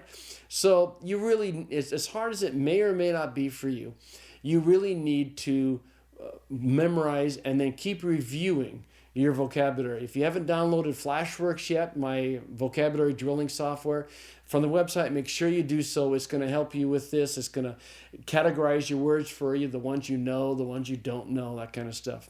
But anyway, it's going to be hard for most people, but it's not going to be any fun to learn Greek if you don't learn the vocabulary. But let me give you some statistics, and I think once you see these numbers, it's going to be a lot easier for you. When I was first starting to write BBG, I was teaching in a university, and I went to the teachers who taught Spanish and German and French, and I said, how many words do you make your first year students learn? And I frankly, I was shocked. It was in the vicinity of 2,000 words. In fact, I think it was the French teacher made her students learn considerably more, all right? But on an average, about 2,000 words for first year German, first year Spanish, first year French. That's a lot of vocabulary, all right? Let me give you some statistics to compare against that number of 2,000, okay? There are 5,423 words in the Greek Testament. Those 5,423 words occur 138,167 times. Okay, so over 138,000 word occurrences in the Greek Testament. Now, we're not going to learn that many words. Okay, don't worry. If you collect all the words that occur 50 times or more in the New Testament, there's only 313 words. 313. Now compare that to the 2,000. Okay. Now, if we were just learning Koine Greek, if we were learning to read Greek to be able to read Josephus and Philo, then we couldn't do this. But because we're learning New Testament Greek, there's a set number of words. Okay, so we can focus in on them. 313 words occur 50 times or more. That's 5.8% of the total vocabulary. It's not that much, right? I'm going to ask you to learn the 313 words, and then I'm going to ask you to learn 6 more for various reasons. So all that you have to learn are 319 words. Now there's some extra words in one of the final chapters. It's kind of fun words that you can learn if you want to. But if you know those 319 forms, you not only know all the words that occur 50 times or more in the New Testament, you know 80% of the word occurrences, that 138,000 number, you know 8 out of 10. So you open up your Greek Testament at the end of BBG, you're going to be able to identify 8 out of 10, 4 out of every 5 words you're looking at. I figured there was enough to learn in first year Greek that I didn't need to give you a bunch of extra vocabulary. Now, when you go to do second, and you should do second year Greek, I'm sure your teacher will want you to learn more words. I used to teach down to 10 occurrences. It's somewhere between 1,000 to 1,100 words. I don't remember exactly what it was. But you will be learning more vocabulary, certainly, in second year Greek. And near the end of BBG, and it's been interesting. I've often been criticized for this, but I kind of thought it was a favor for you. There are some chapters where there's only 4 or 5 words because you've got almost all the 313 down. So maybe your teacher will give you some more words in those chapters to learn. I won't, but maybe your teacher will. All right. So you got 2,000 words in first year German, French, or Spanish, or you have 319 words in first year Greek, okay? Yes, vocabulary is hard, but that's not that many words. Okay, and when I stress this in class, I find that for the most part, I don't hear much complaining from the students about vocabulary. And by the way, when it comes to vocabulary, please go to the online class. In the vocabulary section for each chapter, I have got so many mnemonic devices and silly ways in which you can that'll help you memorize your vocabulary. There's a place for you to even record your own silly mnemonic device. I mean, I've got a friend singing old hymns where we intersperse Greek words with the hymns just to kind of help you memorize them, all right?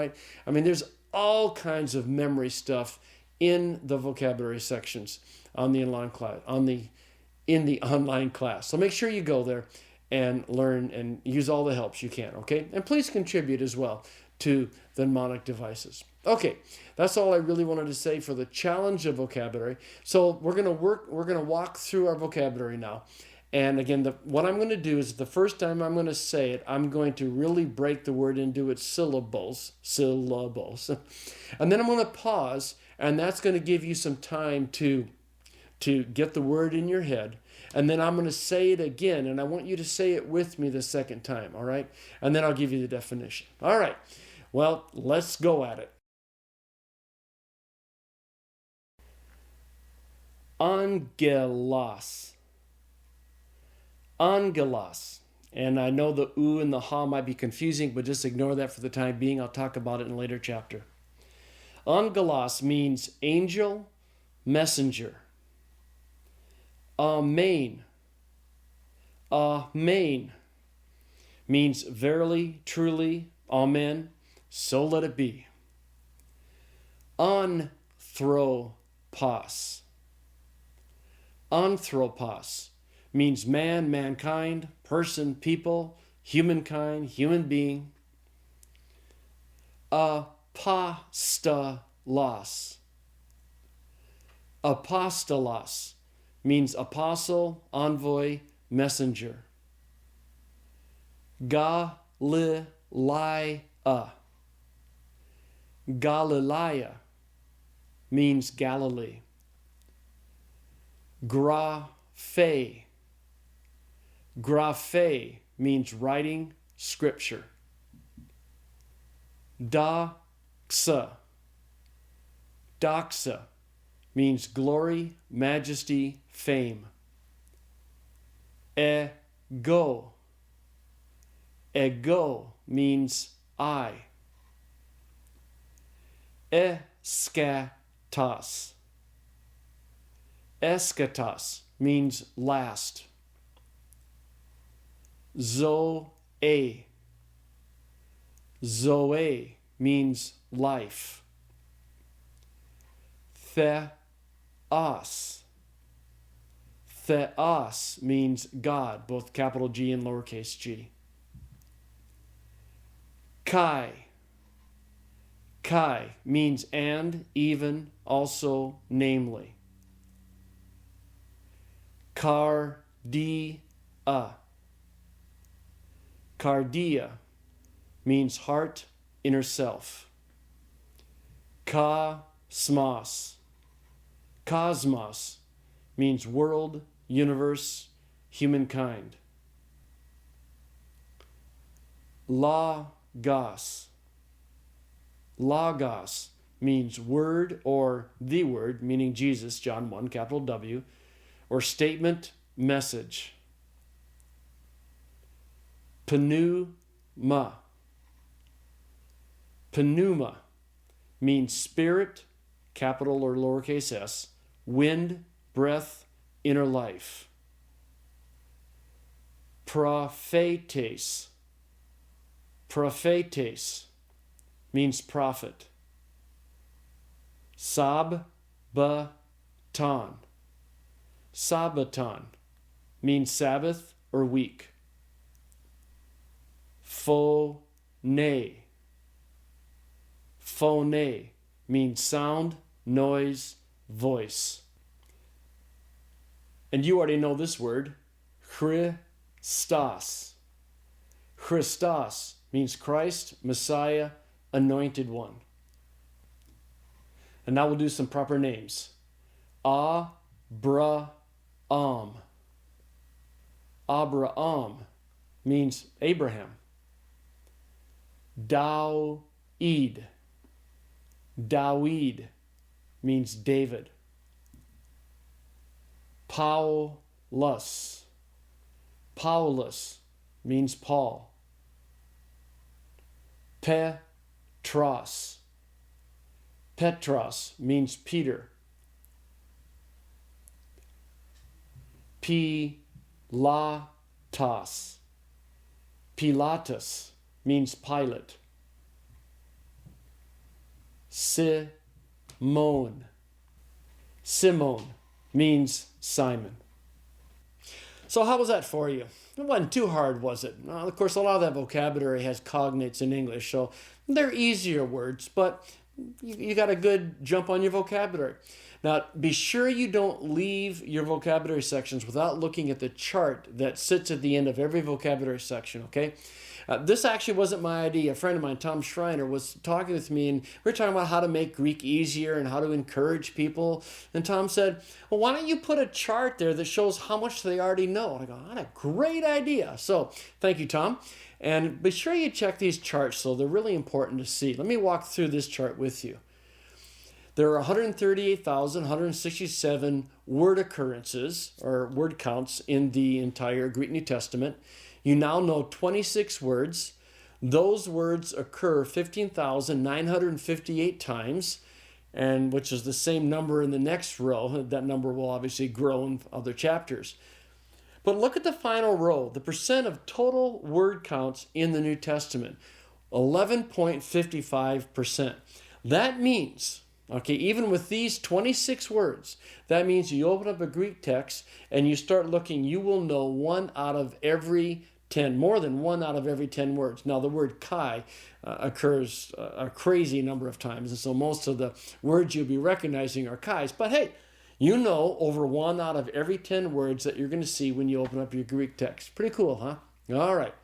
So get your chapter down, get your vocabulary down, and you can get on with the workbook, okay? All right. Well, do I look any different to you? It's actually been several years since I first recorded this video series, and I always knew I wanted to go back and redo some of the chapters. I figured out better ways of explaining things, and so finally have some time in my schedule to redo some of the chapters. So this is the first one I'm doing, so I do look a little different.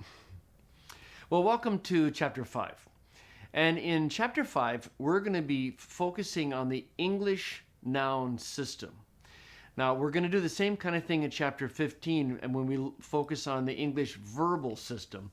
But I want to focus right now on the entire noun system. I've just found it easier to really focus on nouns first and deal with nouns in English and then in Greek and then switch over to verbs. There will be a little more in each of these chapters about English nouns as we go, chapters 6 and 7 and so forth. But the bulk of what you're going to need to know about the English noun system, we're going to cover right now in this chapter.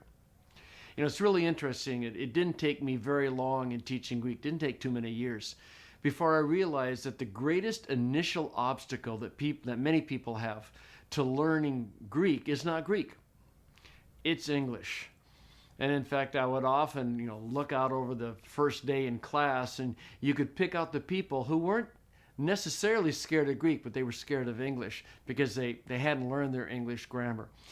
Well, I can't teach you Greek until you know your English grammar. And so we need to start at this point. For example, in the next chapter, I'm going to teach you what the Greek nominative case is. Well, I can't teach you what a nominative case is until you know what the English subjective case is. And I can't really teach you what an English subjective case is till you know what a case is, all right? So we really need to start with English grammar and make sure it's clear in our heads. And for some of you, this may be a review, but it's an important review because we need to make sure we're using the same terminology, okay? So hang in there with me and make sure that you've got your English grammar down and our nomenclature down, okay? All right. The most important word that you're going to learn in this chapter is the word inflection. Just hands down, that's what this chapter is about. It's about inflection. And inflection simply means that words change their form.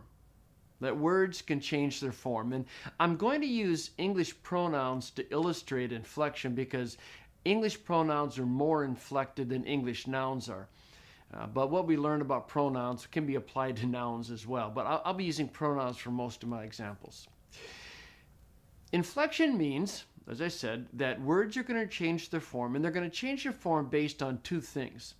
First of all, they're going to change their form based on their function in the sentence. So, for example, we have a pronoun that depending upon what function is performing in the sentence, we say he. And if it's performing a different function, we might say him.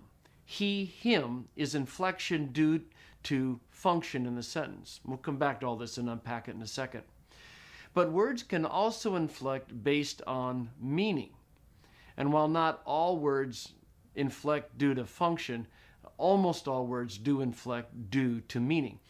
For example, using pronouns, he and she are in a sense the same pronoun. If you don't know these terms, I'll teach them to you in a second. They're both third-person singular pronouns. But there's a difference in meaning between he and she, isn't there? And so that's an example of inflection. There's also a difference in inflection between she and they, right? She is one, they is more than one. And so an example of inflection due to meaning, well, is the meaning one or the meaning more than one? So that's what inflection is, that words can change their form based on function in the sentence and their meaning, okay? So that's not too hard, is it? All right, let's go back and start unpacking some of that. First of all, function. Some words can change their form based on their function in the sentence. They can inflect due to their function. I'll give you an example. My daughter's name is Kirsten. And if I wanted to say, Kirsten is my daughter, but I wanted to use a pronoun, what pronoun would I use? Would I say, her is my daughter? Well, of course not. Why? Well, her's not the right form, the right inflected form of the pronoun. This particular pronoun is acting as the subject of the verb. And again, if you don't know what subjects and in a bit direct objects are, I'll explain them in more detail. But when we say, her is my daughter, the word her is functioning as the subject of the verb is. But her is not the inflected form of the pronoun we use when it's functioning as a subject. The inflected form of the pronoun we use when it's functioning as a subject, when it's doing the action of the verb, is not her, but she, right? And so we would say, she is my daughter. Okay, so that's an example of inflection due to function. If the pronoun is functioning as a subject, we have to use the right inflected form, which is she. Okay, now let's flip the example illustration around. And if I wanted to say, I love Kirsten, but I wanted to use a pronoun, would I say, I love she? Well, no. She is the inflected form of the pronoun we use when it's the subject, when it's doing the action of the verb. But if the pronoun in the sentence is receiving the action of the verb, is the direct object, it's that which is being loved, we use a different inflected form and we say, I love her, right? So she and her, inflected forms of the same pronoun, but they're being inflected based on their function in the sentence. Subject, direct object. Okay? All right.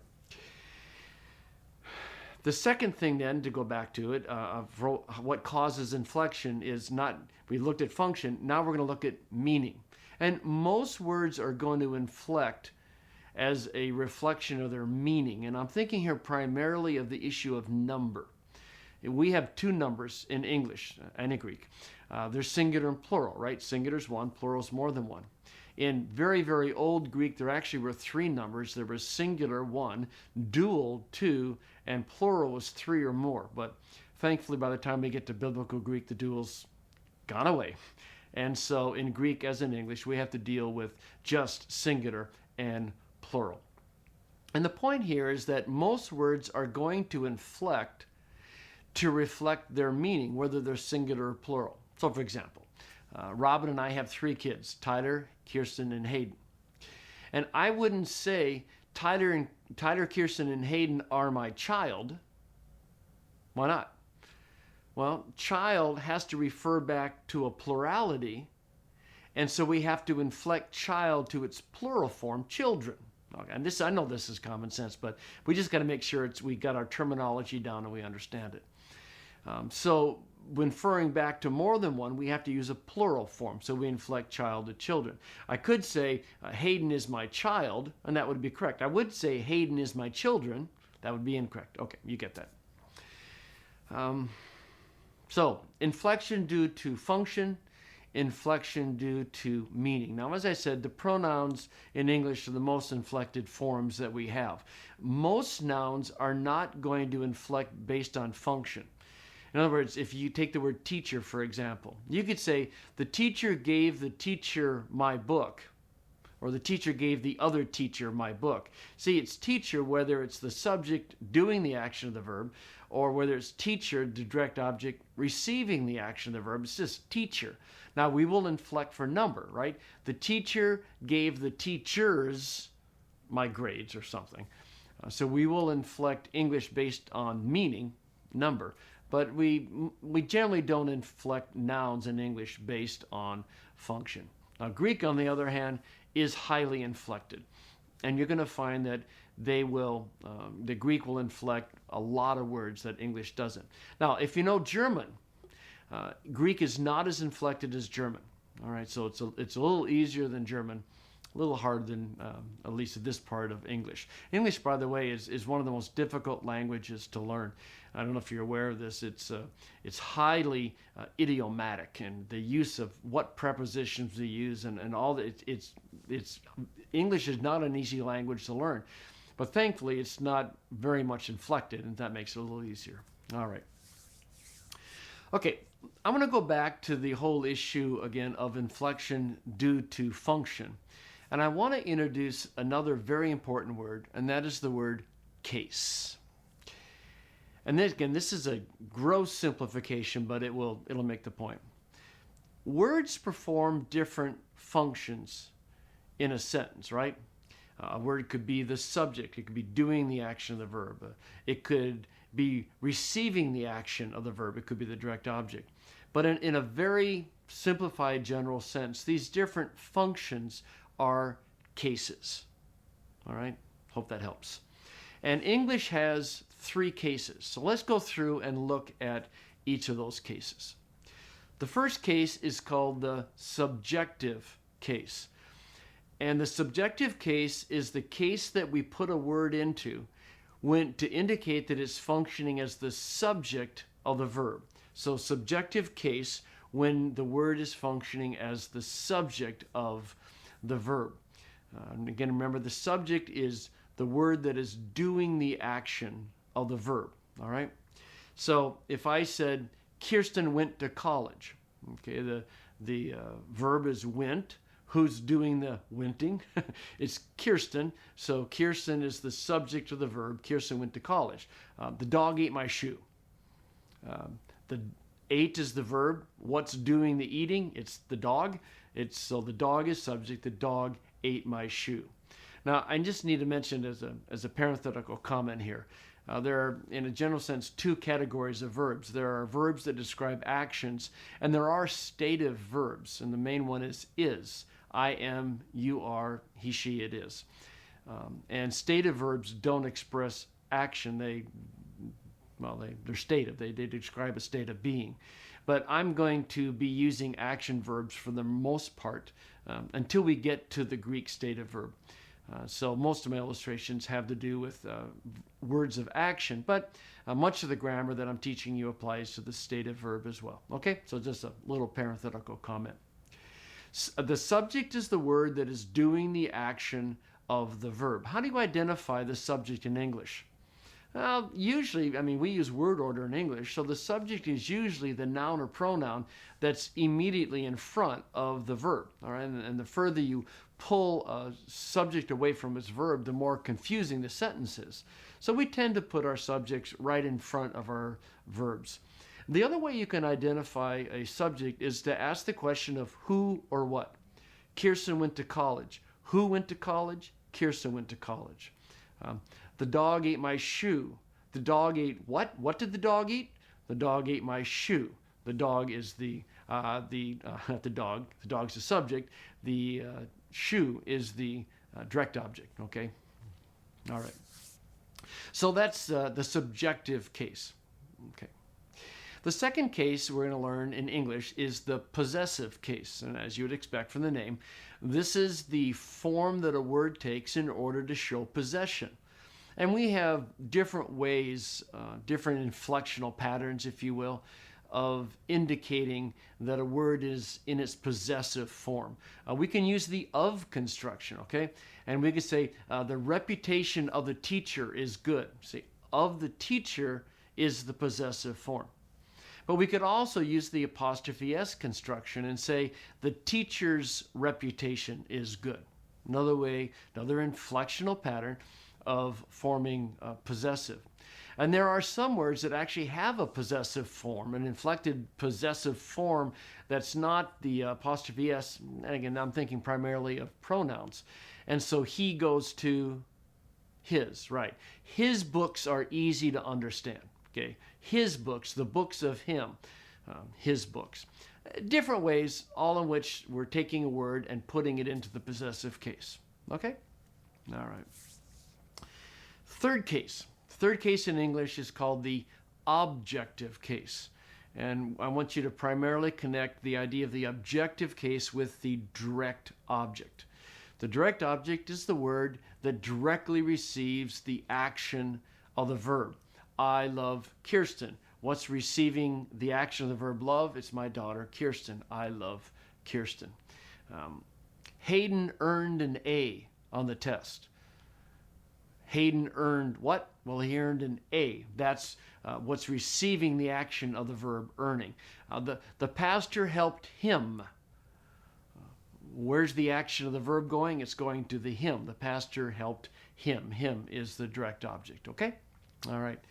How do you identify a direct object? Well, again, in English, it's mostly word order. We tend to put the direct object right after the verb. So look for the noun or pronoun immediately after the verb.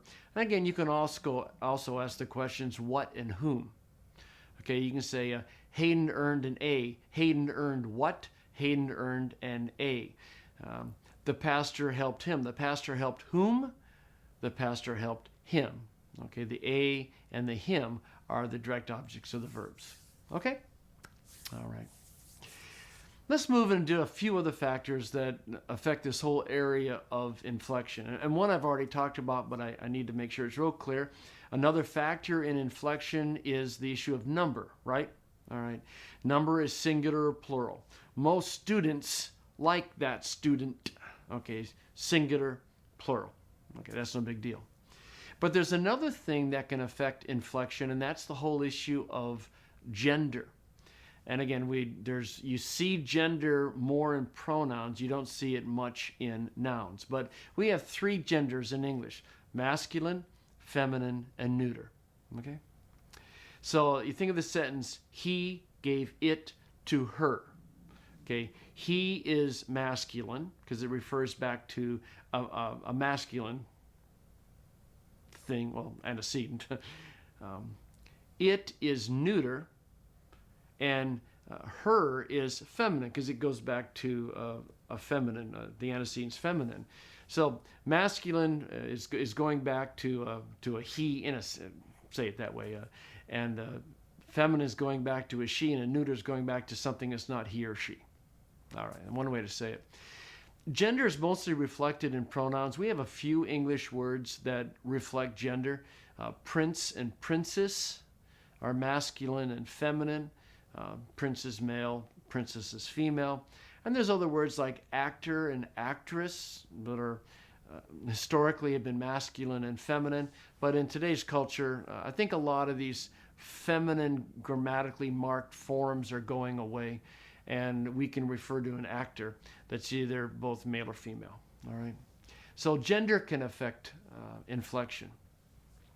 Now, having raised the whole issue of gender, I need to say something about what is called natural gender. And I'm trying to head off some confusion that can really hit you later on in Greek. but this is the right place to talk about it. So, natural gender. When you refer back to something, again, let's use pronouns.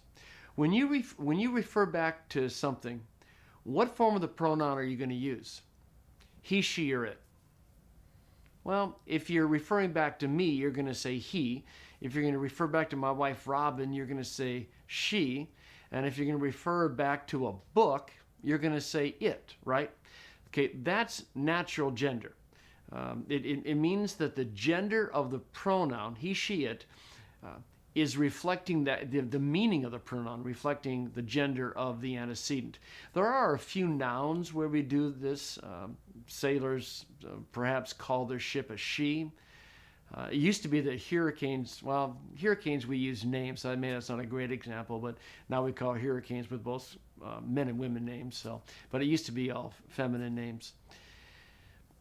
So in English, the pronouns, the personal pronouns, are going to reflect natural gender. He of men, she of women, and it of something that's not a masculine or a feminine thing. This applies at some level to Greek personal pronouns too. Again, this is simplified, but if you have Jesus' name and you refer back to him, it's for multiple reasons. You're going to refer back with a masculine form of the pronoun. And there are a few nouns that actually follow natural gender. The Greek word for brother is adelphos. The Greek word for sister is adelphe. And the os, a shift, is a shift from masculine to feminine. So there's a few words like that as well. But for the most part, Greek doesn't follow natural gender. Greek, and I know we're talking about English, but in general, but in Greek, most Greek words follow what's called grammatical gender. In other words, when you look at the gender of the Greek word, the fact that it's masculine, feminine, or neuter probably doesn't have any correlation to its meaning. Okay? Apart from the pronouns and words like adelphos, adelphe, the gender of the Greek word doesn't have any relationship to its meaning. Take, for example, the Greek word for sin. It's hamartia. It happens to be a feminine word, but sin is not a feminine concept. The Greek word for sinner is hamartolos, which is a masculine word. But being a sinner is not a masculine concept, it's a human concept, right? So even though the Greek word for sin is feminine and the Greek word for sinner is masculine, it doesn't mean that sinner are feminine or masculine concepts. Okay, if Greek followed natural gender, there would be a correlation. But Greek does not follow natural gender in the vast majority of its words. Okay, so make sure you have in your mind the distinction between natural gender, where the gender of the word is reflecting what it actually means, and grammatical gender, where it's a certain gender for other reasons. One of the most common examples is the word for spirit. When the Bible talks about the Holy Spirit, the Greek word is pneuma. It's neuter. And so there's a tendency, I've heard some people say, well, the Holy Spirit isn't it. Well, we know that the Holy Spirit is a third member of the Trinity. We know in theological language is that he has personality. And so we don't say it has personality. We say he has personality. You go, wait a minute, but pneuma is neuter. Well, the fact that pneuma is neuter, the word for spirit, has nothing to do with its meaning. It's a grammatical gender. Now, the fact of the matter is that all Greek words that end in ma, pneuma, are neuter, regardless of what they mean. Okay? So the Greek word for world is cosmos. It happens to be a masculine word, but the Bible doesn't think of the earth as a masculine thing. It's an it. Well, it's grammatically masculine. We call it an it. All right? So all that to say is natural gender is the he, she, it kind of stuff, where the gender of the word is related to the meaning of the word.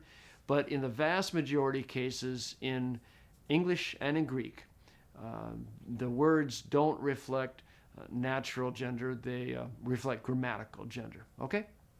All right. Another term you need to know is declension.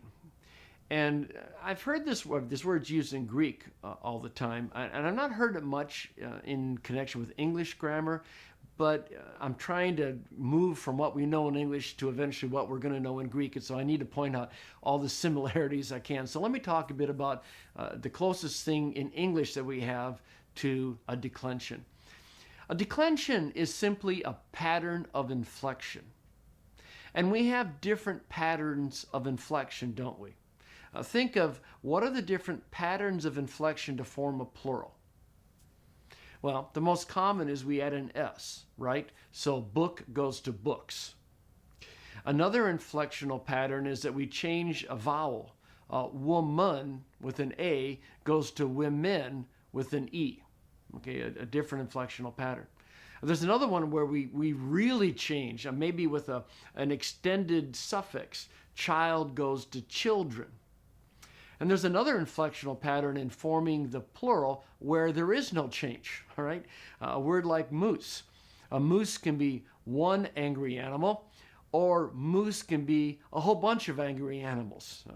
Moose are always angry. That just seems to be what they are. They didn't wake up on the bad side of the bed. They were born on the bad side of the bed. They're dangerous, angry animals. But anyway, if you're going to refer to one, it's a moose. If you see a bunch of them, it's still moose, and you really better get out of there if you got a bunch of them. Anyway, those are different inflectional patterns. That's the closest thing I can think of to what a declension is.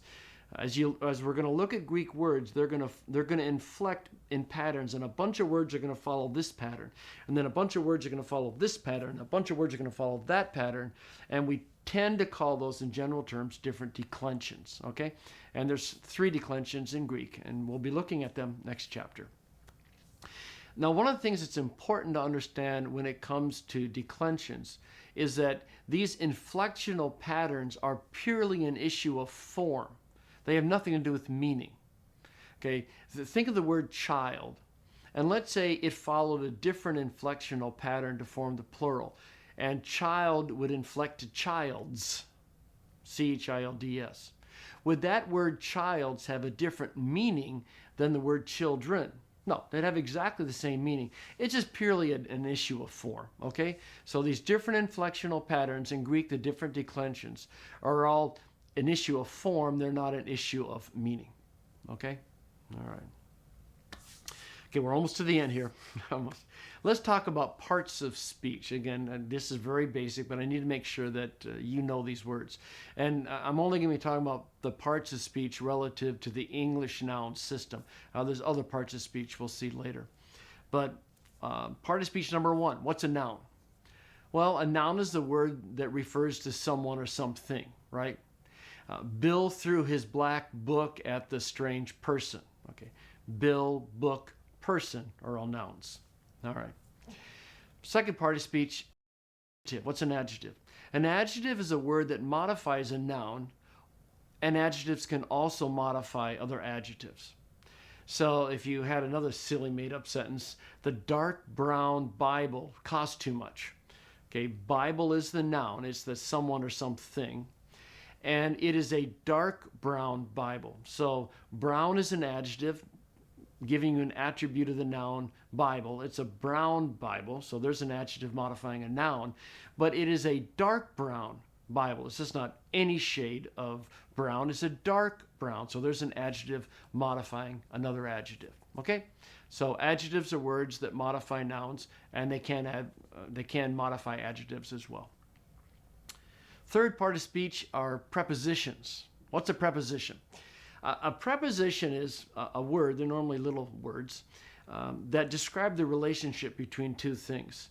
And one of the common illustrations is a rabbit in the rabbit hole, that a rabbit can go into the hole, into the preposition, out of a hole, out of is a preposition, can go around the hole, can jump over the hole. Okay, those are all prepositions, and they happen to be denoting the relationship is spatial. Okay, a lot of prepositions denote spatial relationships. The Bible is under the table. Okay, under is the preposition, the relationship between Bible and table. There are other kinds of relationships other than spatial. There can be temporal. We studied after playing basketball. Again, I know there's a debate as to whether after is a preposition or an adverb, but bear with me for now, okay? It's a temporal relationship, and so it can be a preposition. And there's different kinds of relationships. So that's what a preposition is. Words that show the relationship between two other words, often spatial, but many other kinds of relationships as well. So that's prepositions. The other thing, the other part of speech, is the article. Now, in English, we have two articles, don't we? We have the definite article, which is the word the, and we have the indefinite article, which is the word a, which inflects to an if the next word begins with a vowel. The definite and indefinite article are used to add specificity. I could say the book or a book. Okay, the definite article is definite, it's more specific. The indefinite article is, well, indefinite. It's broad, it's vague. It's not the book, but a book. Okay. The interesting thing is in Greek, there is no explicit indefinite article. There is a word that can sometimes be translated as a, but technically speaking, there's not an indefinite article in Greek. There is a definite article, but there's not an indefinite article. So I tend just to refer to the article when I'm talking about Greek grammar. And when I say article, I'm meaning the definite article. And by the way, just as a total side, Jehovah's Witnesses ever come to your door and say, well, in John 1:1, the Greek says that the word was a God. Now you have your answer.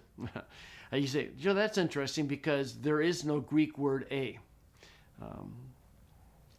I say that and I hear myself saying, haste couldn't be translated as a, but there is technically no grammatical term that we call the indefinite article. And so it's just a good answer for that issue on John 1:1. Anyway, definite and indefinite articles, okay? And John 1:1 does say God, the word was God, capital G, as we would say it. The reasons are complicated, and they actually are one of the exegetical insights in the grammar. All right. We're past inflection now, but let me say something about another set of grammatical terms. You can have a subject of a verb, and you can have a predicate, which is a verb. Or what you can do is that if you split a sentence in half, let's say a simple sentence, that the subject of the verb and all of its modifiers are called the subject, and the verb and everything else is called the predicate.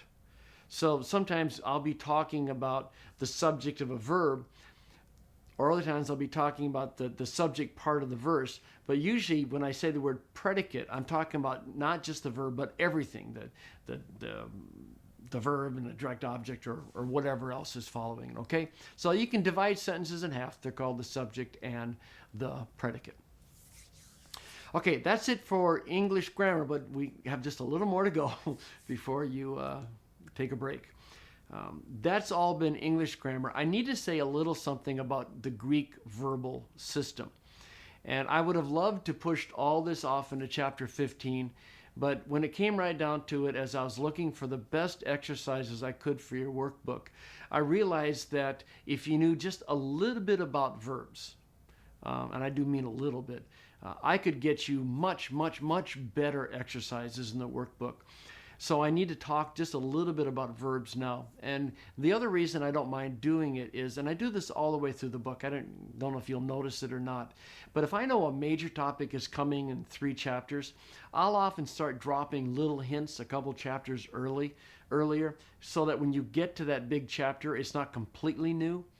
And so one of my reasons, just didactically, that I want to do a little bit of verbs up front is that when we hit chapter 15, I don't want it to be completely new and different, okay? So I need to say just a few things about Greek verbs. In very general terms, the way a Greek verb is formed is that you have the stem of the word, and the stem of the verb is is what contains the actual meaning of the verb. So agap is the stem that means love. And then what they do is they stick suffixes onto the end of the stem. And those suffixes are called personal endings. And the personal endings indicate two things. The personal endings indicate person and they indicate number. In other words, you got the basic form of the verb, and when you say the verb, you have to decide, is it I love, you love, she loves, we love, they love. Okay, so those are some of the different combinations, but you have the stem of the verb that carries its meaning, and then you have these personal endings, suffixes stuck on the end that clarify person and number. Now, what's person? For some of you may not know. There are three grammatical persons in English and in Greek: first, second, and third. First person is the person speaking. So the pronouns I and we are first person, singular and plural. Second person is the person spoken to, which is the pronoun you, and we use you for both singular and plural. I lived for many years in Kentucky, and one of the expressions I picked up is y'all.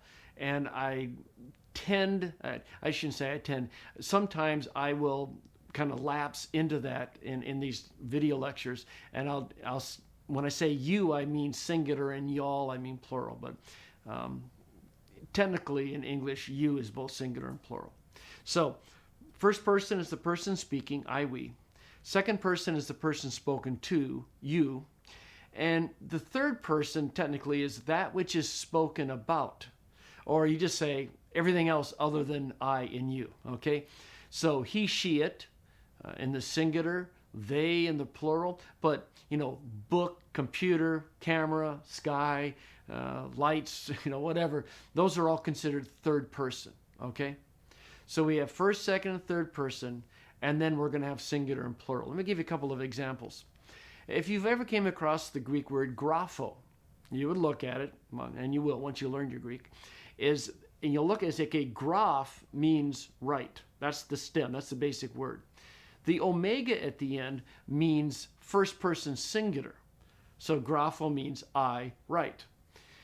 But if you saw graphomen, and there the ending is not the omega, it's amen. Well, amen is the first person plural personal ending. So while grapho is I write, graphomen is we write. Okay, see how that's working? So you have these different endings and they're stuck on the verbs. Here's why I had to cover this. In Greek, usually, I would think, usually you're going to have an expressed subject. In other words, if it's Jesus saying something, it will often say ha Jesus. It'll have an expressed subject. The disciples did this, and it's going to actually have the Greek word for disciples expressly stated, okay? So in a lot of sentences, most I would guess, you have an expressed subject. However, Greek can have unexpressed subjects, and if you're thinking ahead to workbook exercises, you can expect to see sentences with unexpressed subjects pretty quickly, all right?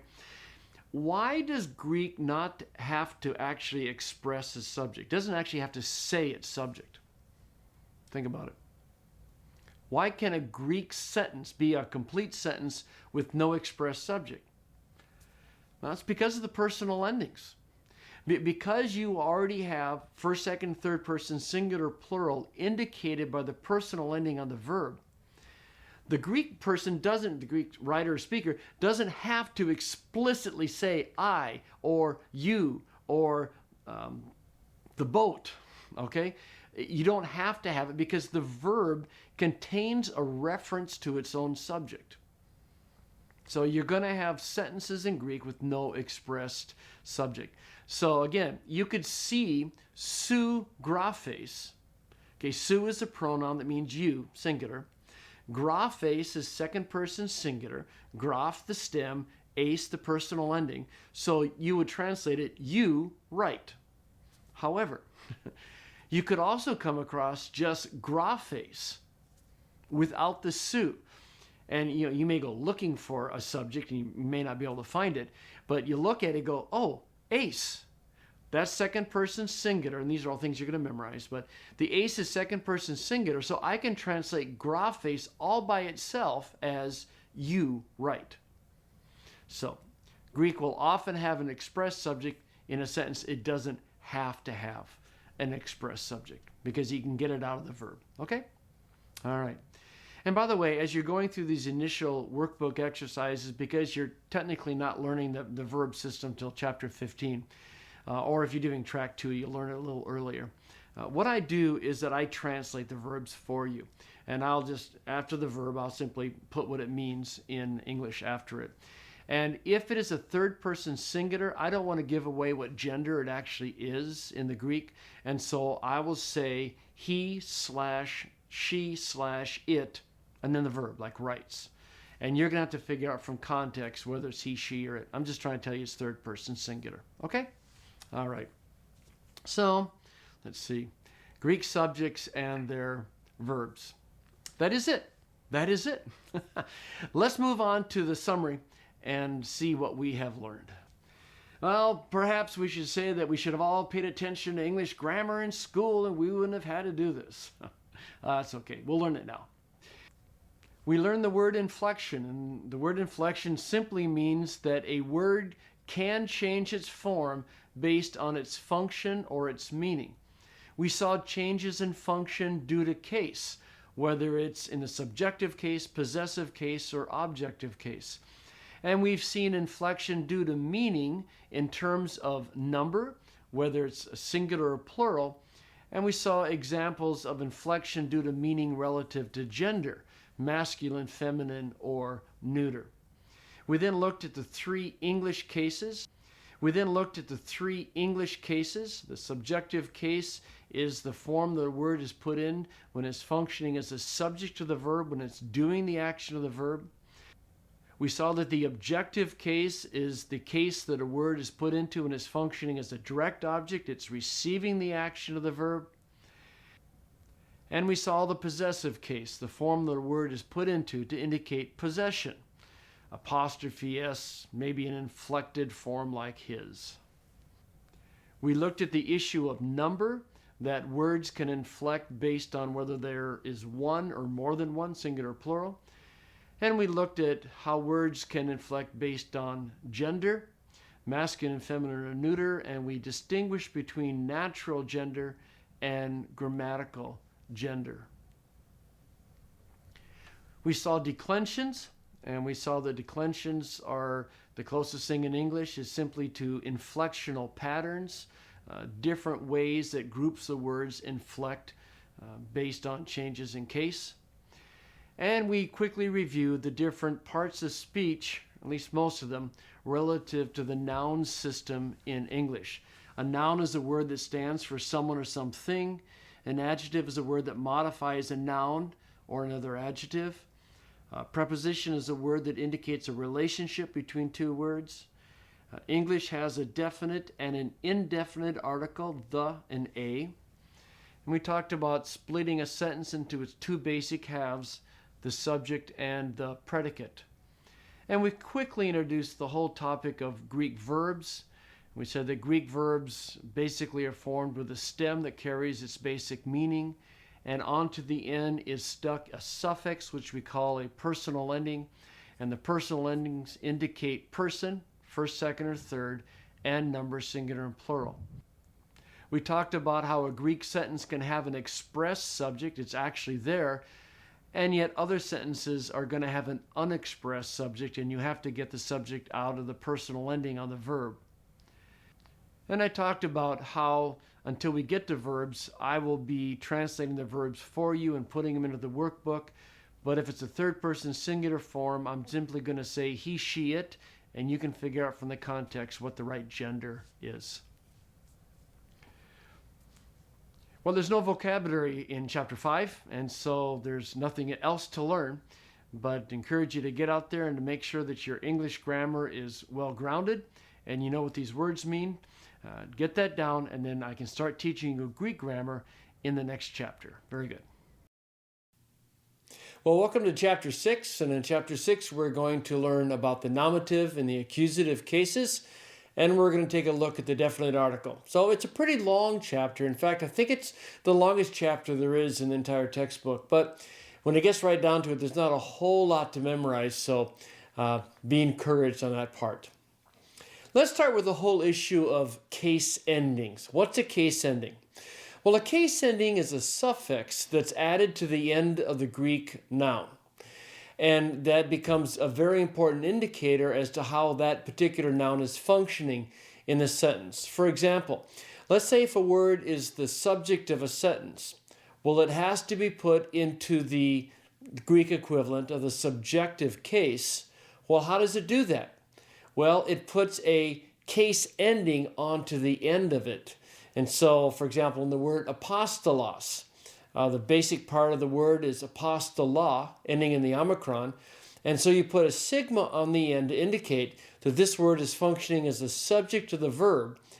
And by putting that case ending on, the nominative case ending on, we say that that word is in the nominative case. Okay?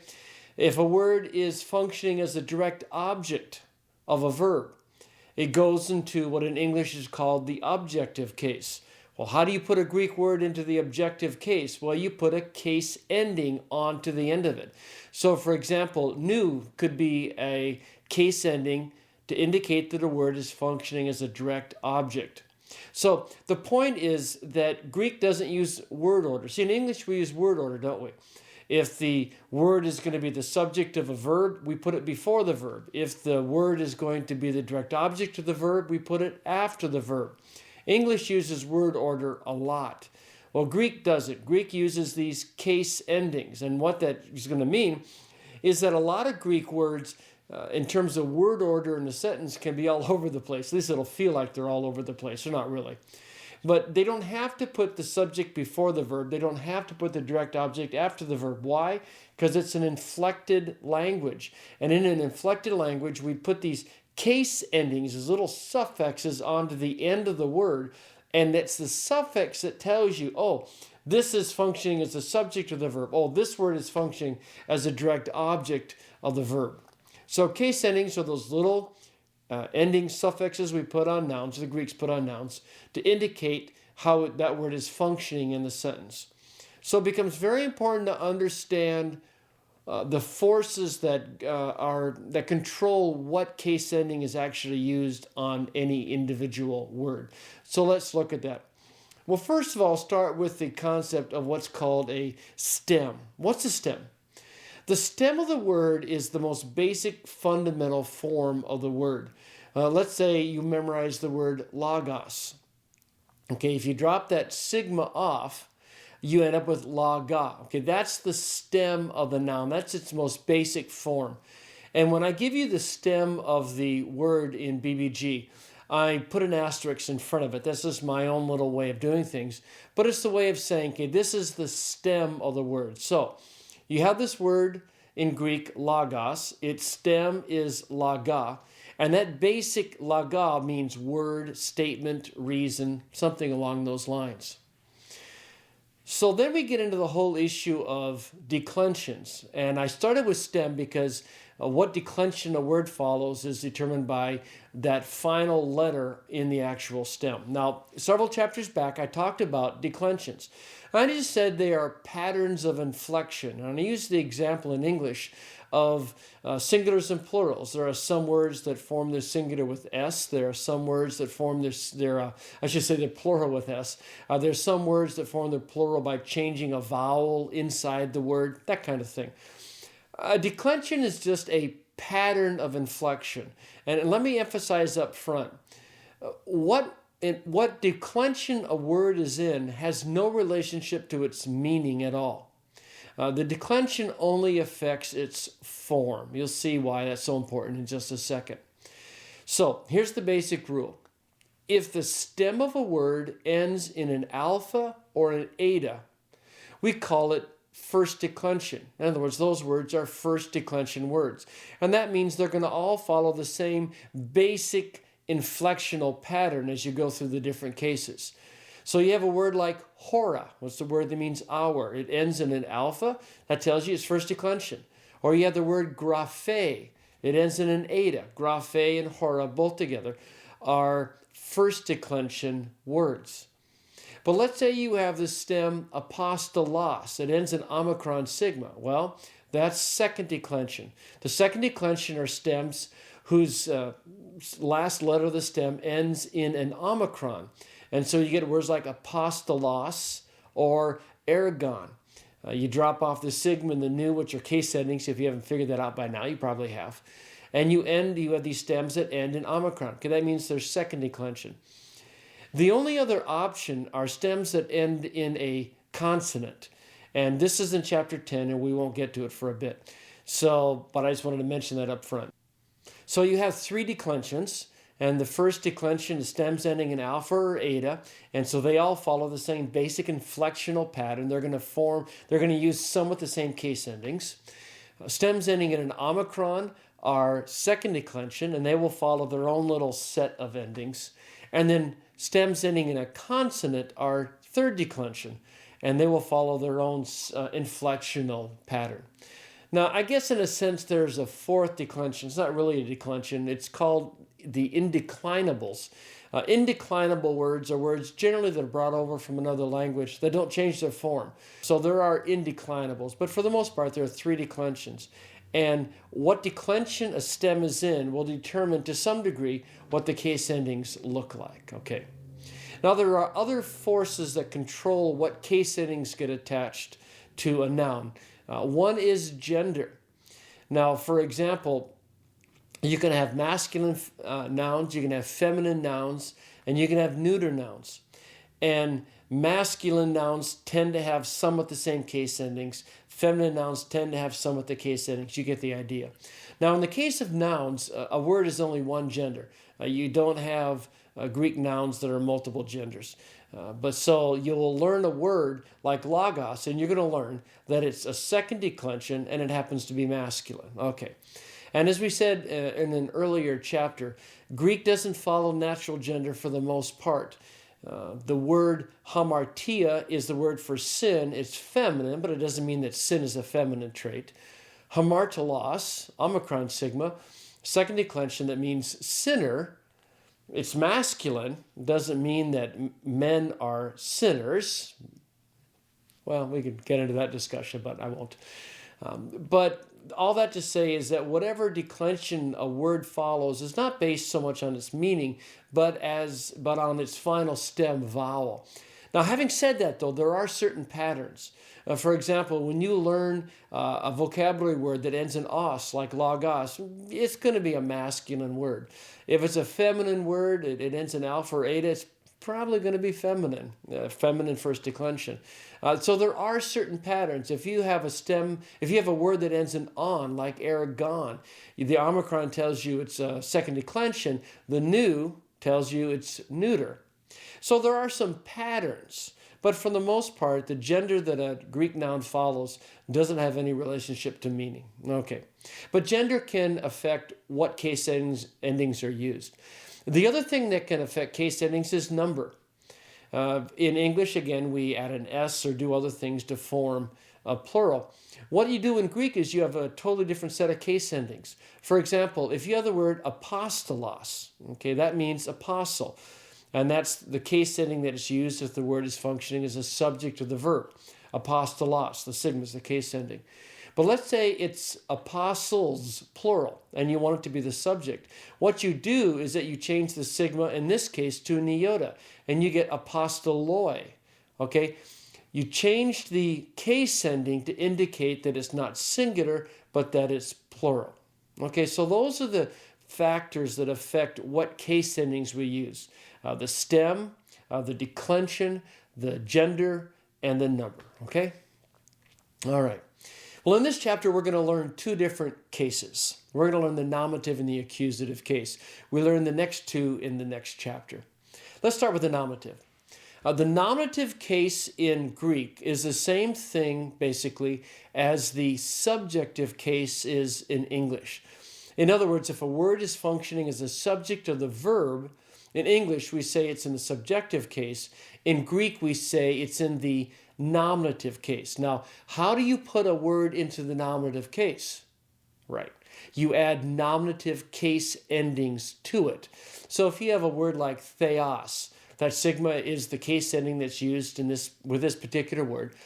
And so Let me explain it two different ways. If you're a translator, what you're doing is you're looking for nominative case endings. You come across the form theos, you recognize that the sigma is the nominative case ending. You go, oh, so nominative case ending, theos is functioning as the subject of the verb because it's in the nominative case. Now, the speaker did it just the opposite. The speaker comes along and he says, okay, I want to use theos, it's the Greek word for God, and I want to use it as the subject of the verb, so I have to put it into the nominative case. How do I put it in the nominative case? Oh, I add the appropriate nominative case ending, sigma, and I have the form theos. So that's two different ways to explain the same thing. But anyway, the nominative case in Greek is the case that you put a word into when it's functioning as the subject of a verb. You put it into the nominative case by putting nominative case endings on it. So what we do in translation is we look for nominative case endings. We know that that word's in the nominative case, and therefore we know it's functioning as the subject of the verb. Okay, get that? All right. The other case is kind of the flip side. It's the accusative case. The accusative case is roughly the same thing as the English objective case. And in Greek, we use the accusative case when something is functioning as the direct object of a verb. So if you have the form kosmon, okay, the nu is an accusative case ending. So again, for a translator, we're looking for the direct object of a verb. That means we're looking for something in the accusative case, which means we're looking for an accusative case ending. So we see kosmon, we go, oh, the nu is an accusative case ending. That makes it in the accusative case, therefore it's functioning, as far as we know now, as the direct object of the verb. The speaker does just the opposite. He or she says, okay, I want to make this word the direct object of the verb. I've got to put it, therefore, into the accusative case. What's the appropriative case ending? Oh, in this case, it's nu, so he says kosmon. Okay, see how that works? So those are the two cases, the nominative and the accusative case. Now, I've hinted at this. Well, maybe actually I've said it, but let me be real clear. One of the challenges that you're going to have is this whole issue of word order. If you are a native English speaker, you are just going to be so used to saying the subject is the word that comes in front of the verb and the direct object is the word that comes at the end, after the verb. And you've got to break free from that and get out of that mindset. Because Greeks can put the subjects almost anywhere they want in a sentence. They can put the direct objects almost anywhere they want in the sentence. Because the word order isn't what determines the function of the words. It's the case ending. So if you had a sentence like theos agapa ton kosmon, the theos, that's a nominative case ending, so it's a subject. Kosmon, it's got an accusative case ending, so you know that theos is the subject, God. Agapa loves ton kosmon, the world. Okay. But you could also say ton kosmon agapa theos. In other words, you could put the direct object first and you could put the subject afterwards. There would be a reason for doing that in Greek. But at this point, it's safe to say they're basically the same meaning. So you can't rely on word order. You can only rely on case ending. So you got to really concentrate to not think about if the word before the verb is the subject. That's not the way it works. It's the word that has the nominative case ending, that's the subject. It's the word that has the accusative case ending, that's the direct object. Now, having said that, as you're translating your Greek sentence, basically try to follow Greek word order if it makes sense. I mean, just try to keep things in the same order in English that you see in Greek. There'll be times when you can't do that, and then you're going to have to move things around. But again, it's case endings, not word order, that's so important. Okay, good. Okay, other odds and ends that we need to learn, and then the definite article, of course. Let's talk about the word lexicon. A lexicon is just a fancy word for a dictionary. I don't know why we call dictionaries lexicons, but we do. So anyway, a lexicon is a dictionary. The lexical form of a word is the form of the word in the dictionary. In other words, because Greek words change their form, depending on what case they're in and what gender they're in and what number they're in, not gender yet, the actual forms are going to be different. But there needs to be one form that you would look up in a dictionary under. And so that's called the lexical form. The vocabulary that you have been learning and will learn, those are all the lexical forms of the nouns. Okay, so lexicons are the dictionary. A lexical form is the form that the word is listed under in the dictionary, and it is the lexical form that you've been memorizing in your vocabulary. Now, it just so happens in nouns, the lexical form is the nominative singular form of the word. So when you're looking at the lexical form, when you're looking at the vocabulary form, what you're looking at is the nominative singular. It's really important because imagine you come across a word like apostoloi, ends in omicron iota. If you look up apostoloi in the lexicon, you're not going to find anything. But you look at apostoloi, you see the iota, you go, oh, that's a nominative plural case ending. What's the lexical form of this word? Oh, it's apostolos with a sigma. Oh, that's the form I need to look up in the dictionary. So much for lexicons. Now, that's a lot, isn't it? Well, there's a review section, a halftime review in your book, and you may want to stop and to look over it and to review it. But we're about halfway through the chapter. The hardest half of the chapter. Okay, let's move on to paradigms. Let me say something about a paradigm. Several things about paradigms first.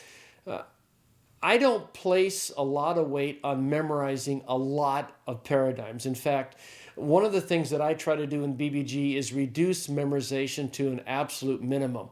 When I learned Greek, there were just unbelievable number of paradigms that I had to memorize.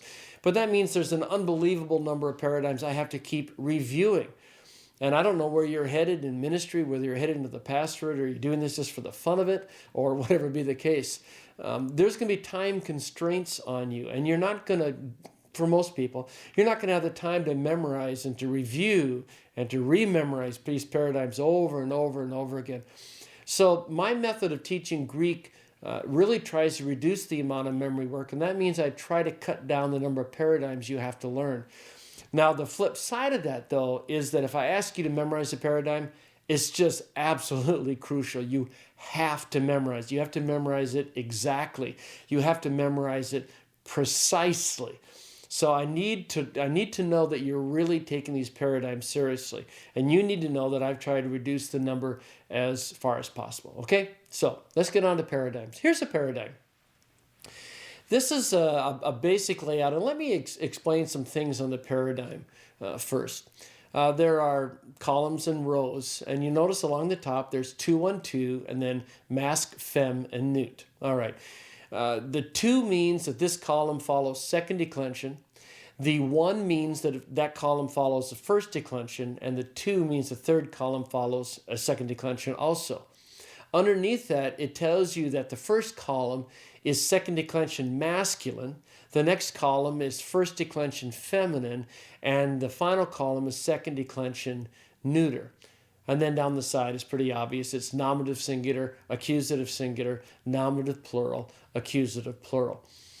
My recommendation on these paradigms is to memorize them left to right. Your teacher may have a different way of doing it, but when I'm looking at a Greek sentence, I'm trying to translate it, I'm looking for a subject. And I don't really care whether it's first, second, or third declension. I don't care what gender it is. I don't care whether it's singular or plural. I want to find the nominative. And so I'd encourage you to memorize left to right, os, a, on kind of memorization in this particular paradigm. I would have put the plural to the right of the singular, but there's just not enough room on the page, and so I had to break it in half. So let's look at these forms. These are, and what I'm doing here on this illustration on the video is that I've combined 2 of the paradigms that are in the textbook. Look just at the yellow initially. What is the nominative singular case ending for a second masculine word like logos? Well, you can see it in the yellow, can't you? It's sigma. What is the nominative singular case ending for a first declension feminine word like graphe or hora? Well, in the paradigm of the book, you see that there's a dash there, meaning there is none.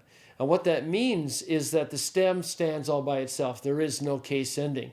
And so you get graphe and you get hora with an alpha. How do you form a nominative singular second declension neuter like ergon, well, the case ending is a new. All right, so you see how the paradigm works? In the accusative singular, the true case endings are new, new, new, new. That's pretty easy, isn't it? If you see a new, pretty good chance you're an accusative singular.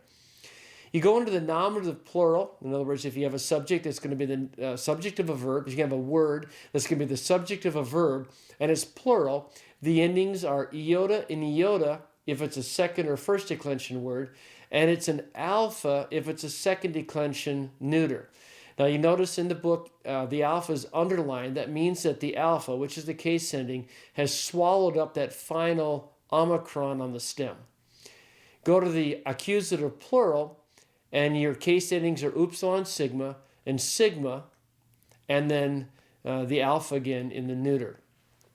All right, this is your first set of case endings, and you need to memorize them and memorize them exactly and precisely.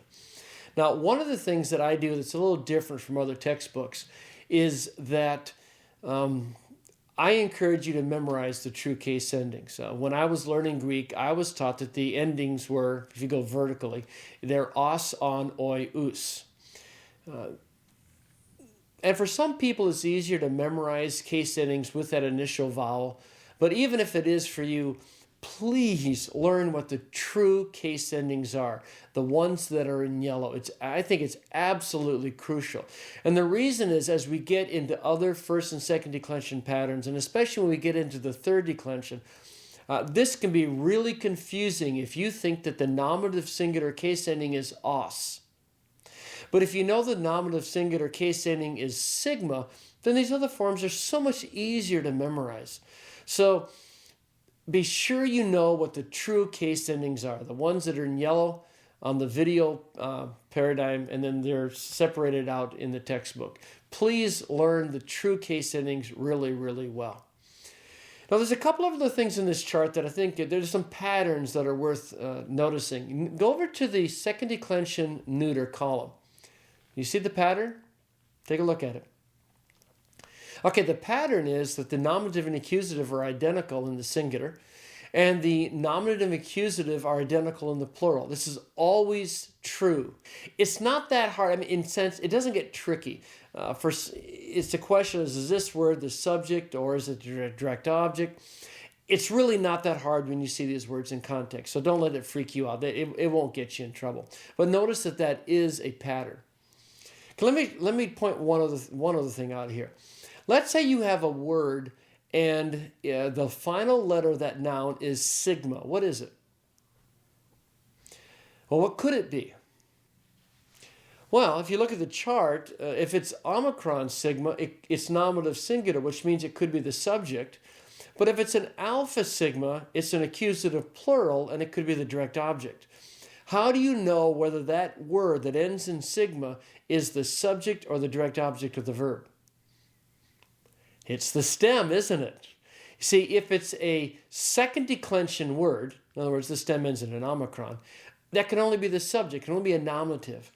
But if the vowel before the sigma is an alpha, then it has to be a first declension, which means it can only be an accusative plural. See how it works?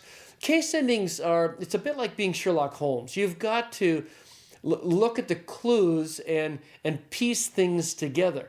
And sometimes you'll see something like the us, omicron upsilon sigma, and you go, it's accusative plural. That's not hard. I know right away what that is.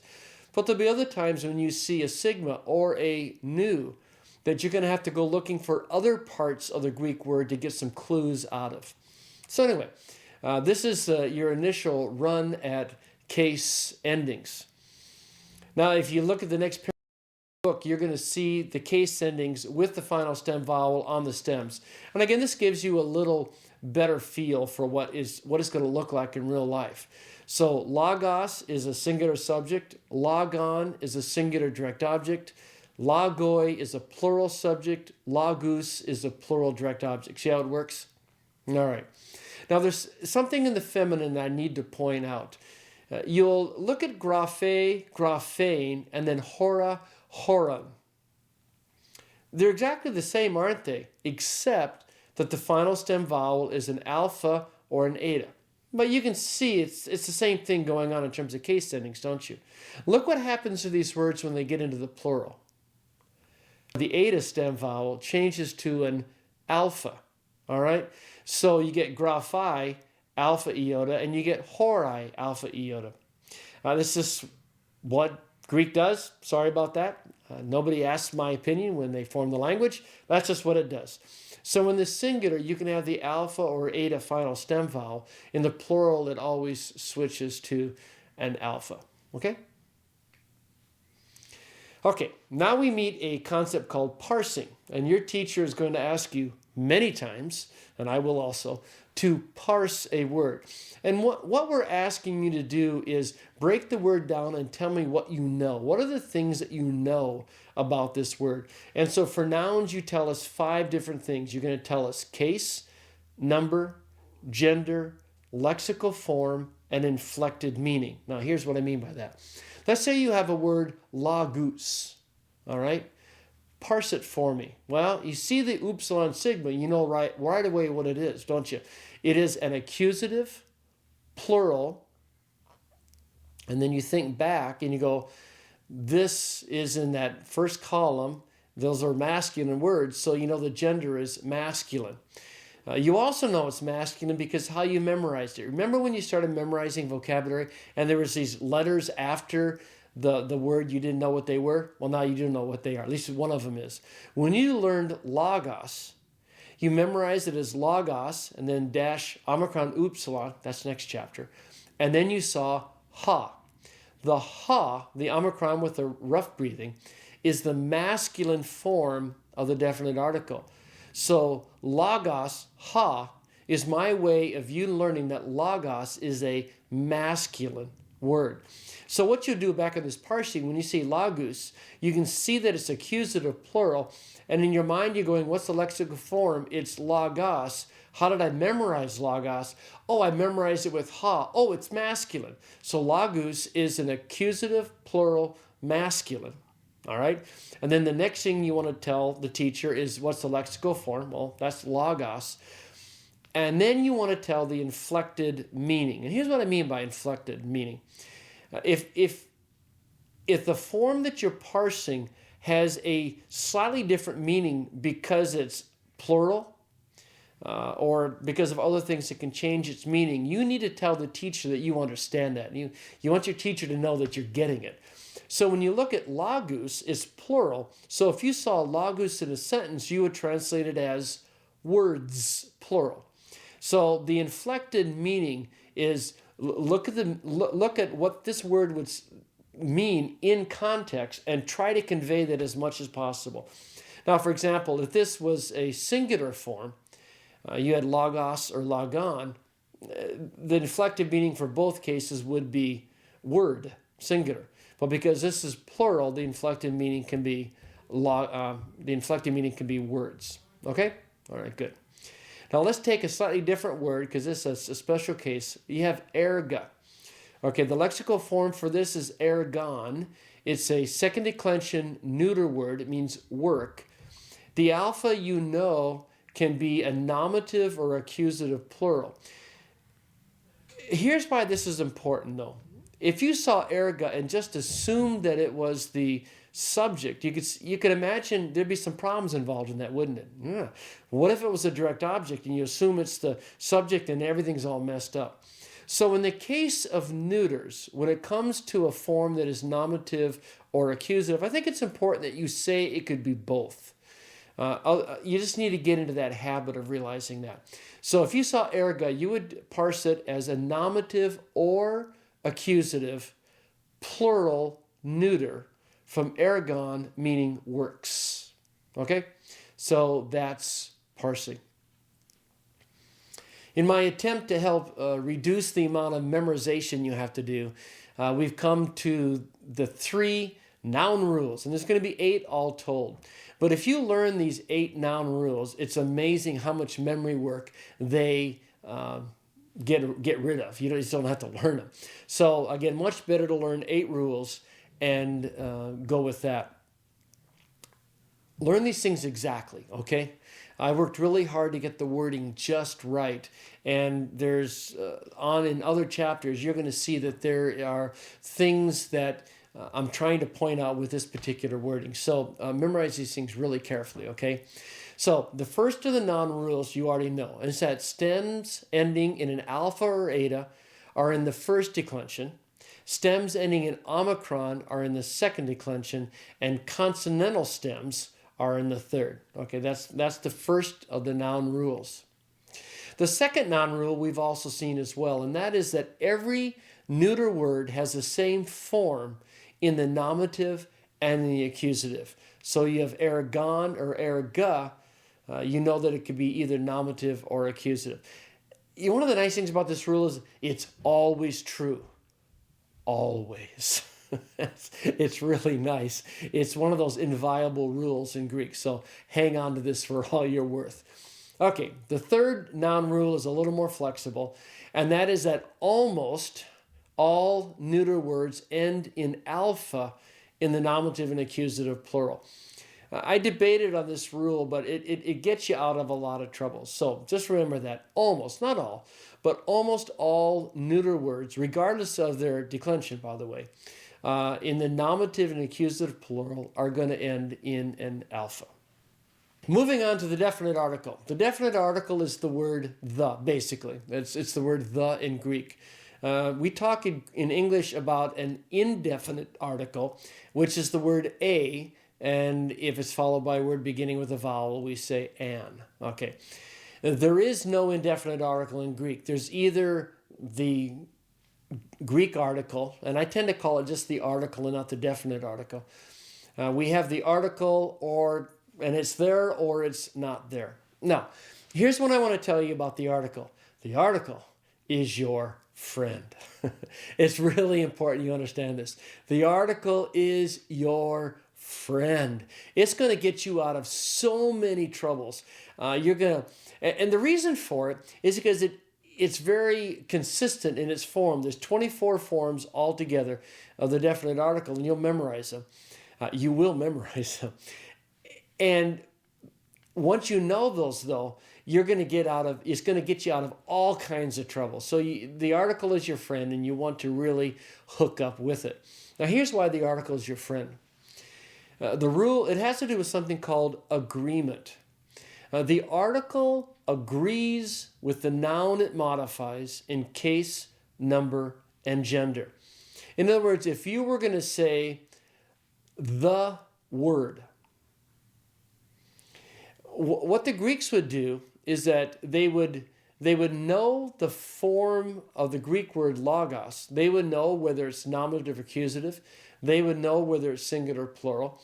They would know, in this case, that it's masculine, or if it were another noun, it'd be feminine or neuter. I mean, they know all those variables. And the article has to be in the same case. The article has to be in the same gender. The article has to be in the same number as the word it modifies.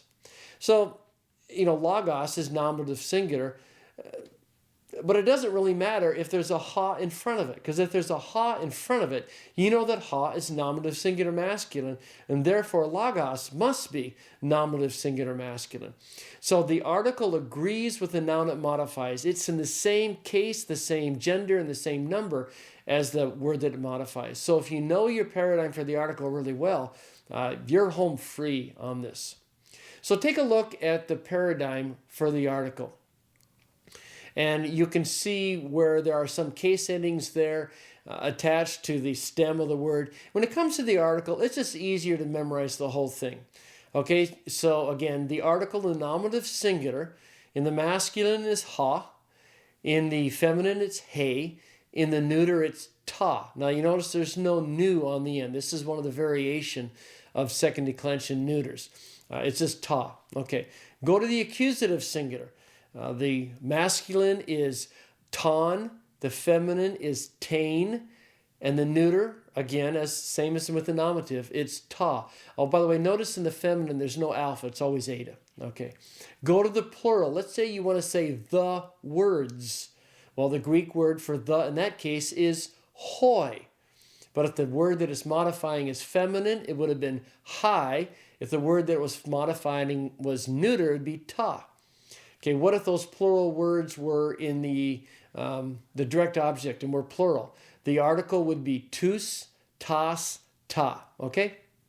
So that's the paradigm so far. It's half the forms of the article, and you have to memorize it, and you have to memorize it exactly.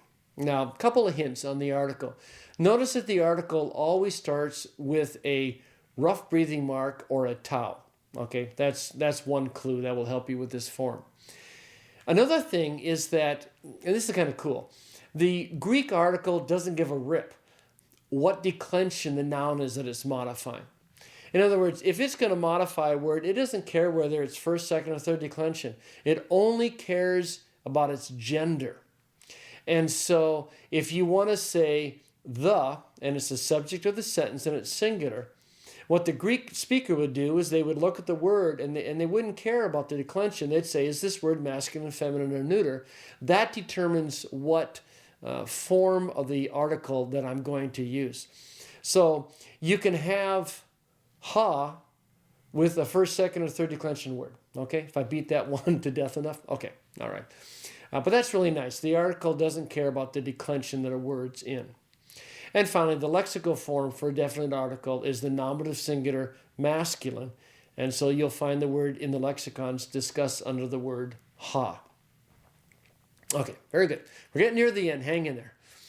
Let's talk a bit about translation procedure. A couple things I want to share. One of the things that's going to be difficult pretty quickly is a long Greek sentence. Each chapter starts with a word and then a series of words, and then it goes to some phrases, and then it gets into the sentences. And some of those sentences can get kind of long, and when they get long, they get a little scary to some people. What you need to learn to do from day one is to divide a sentence up into its parts. For example, you should always divide a sentence into its subject or its predicate. So you take the noun, and you find anything that's modifying it, and then you separate it out from the verb and anything that's going with that. And in fact, I would say separate out the verb from the direct object as well. So you take your sentences and you start looking for those major breaks. Where's the subject and its modifiers? Oh, okay, there, draw a line, separate it from the verb.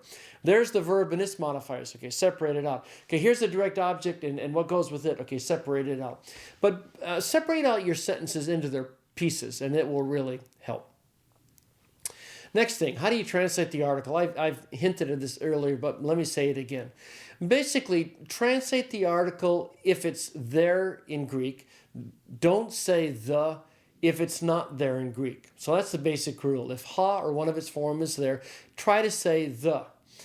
If the article is not there, do not say the.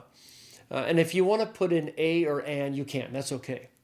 That's the general rule. Now, what you're going to find pretty quickly, even in this chapter, is that the Greek article functions differently than the English definite article. And you're going to find the Greeks use the article in places we don't, and vice versa. For example, they tended to use, they do use the article with proper names. So Jesus' name is never just Iesus, it's Ha Iesus. Well, you don't say the Jesus, you say Jesus in English. So when you see an article used with a proper name, you can drop the translation of the article in English. Also, in abstract nouns, they tend to use the article. So we talk about, that is good. Well, they tend to say that is the good. So you can drop it in that case as well. Okay. Finally, in translation, it's the issue of postpositives. There are a few little words like de that are postpositive. What that means is that they cannot occur as the first word in a sentence. So they're put in the second, third, or sometimes the fourth place. But you will always translate them as the first word in the sentence. That's just how English works. So make sure you pay attention in the vocabulary sections to the postpositives, because they're going to be coming first. Okay, let me say just a couple things in closing.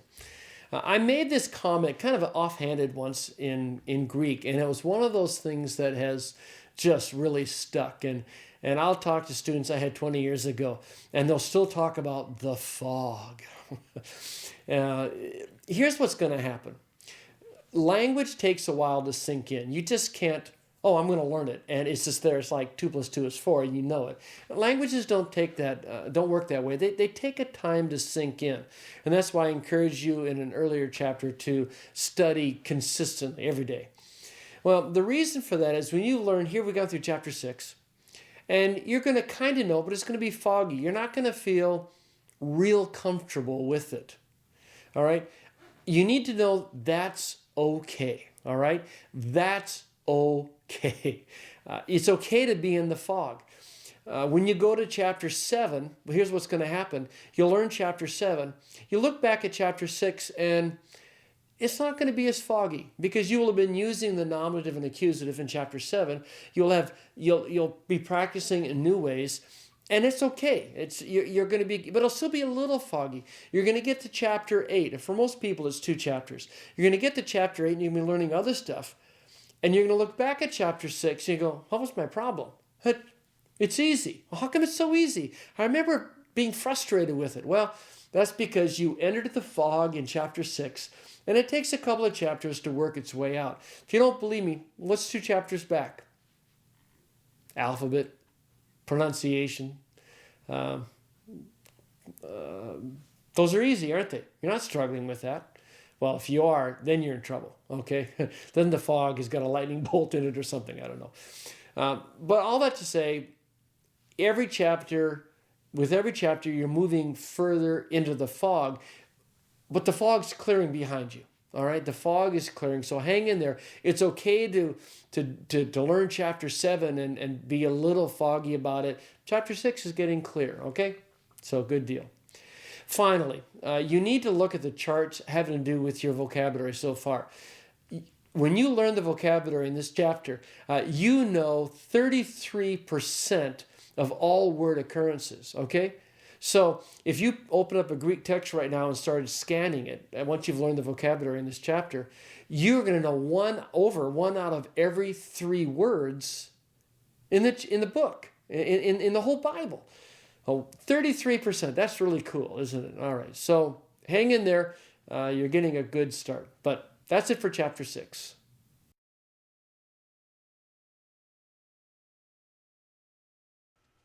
Agape, agapes, hey. Love. Allas, alle, Allah. Other, another. Autos, aute, auta. He, she, it, they. Basileia, basileus, hey. Kingdom. De. But, and. En. In, on, among. Ergon, ergu, ta. Work, deed, action.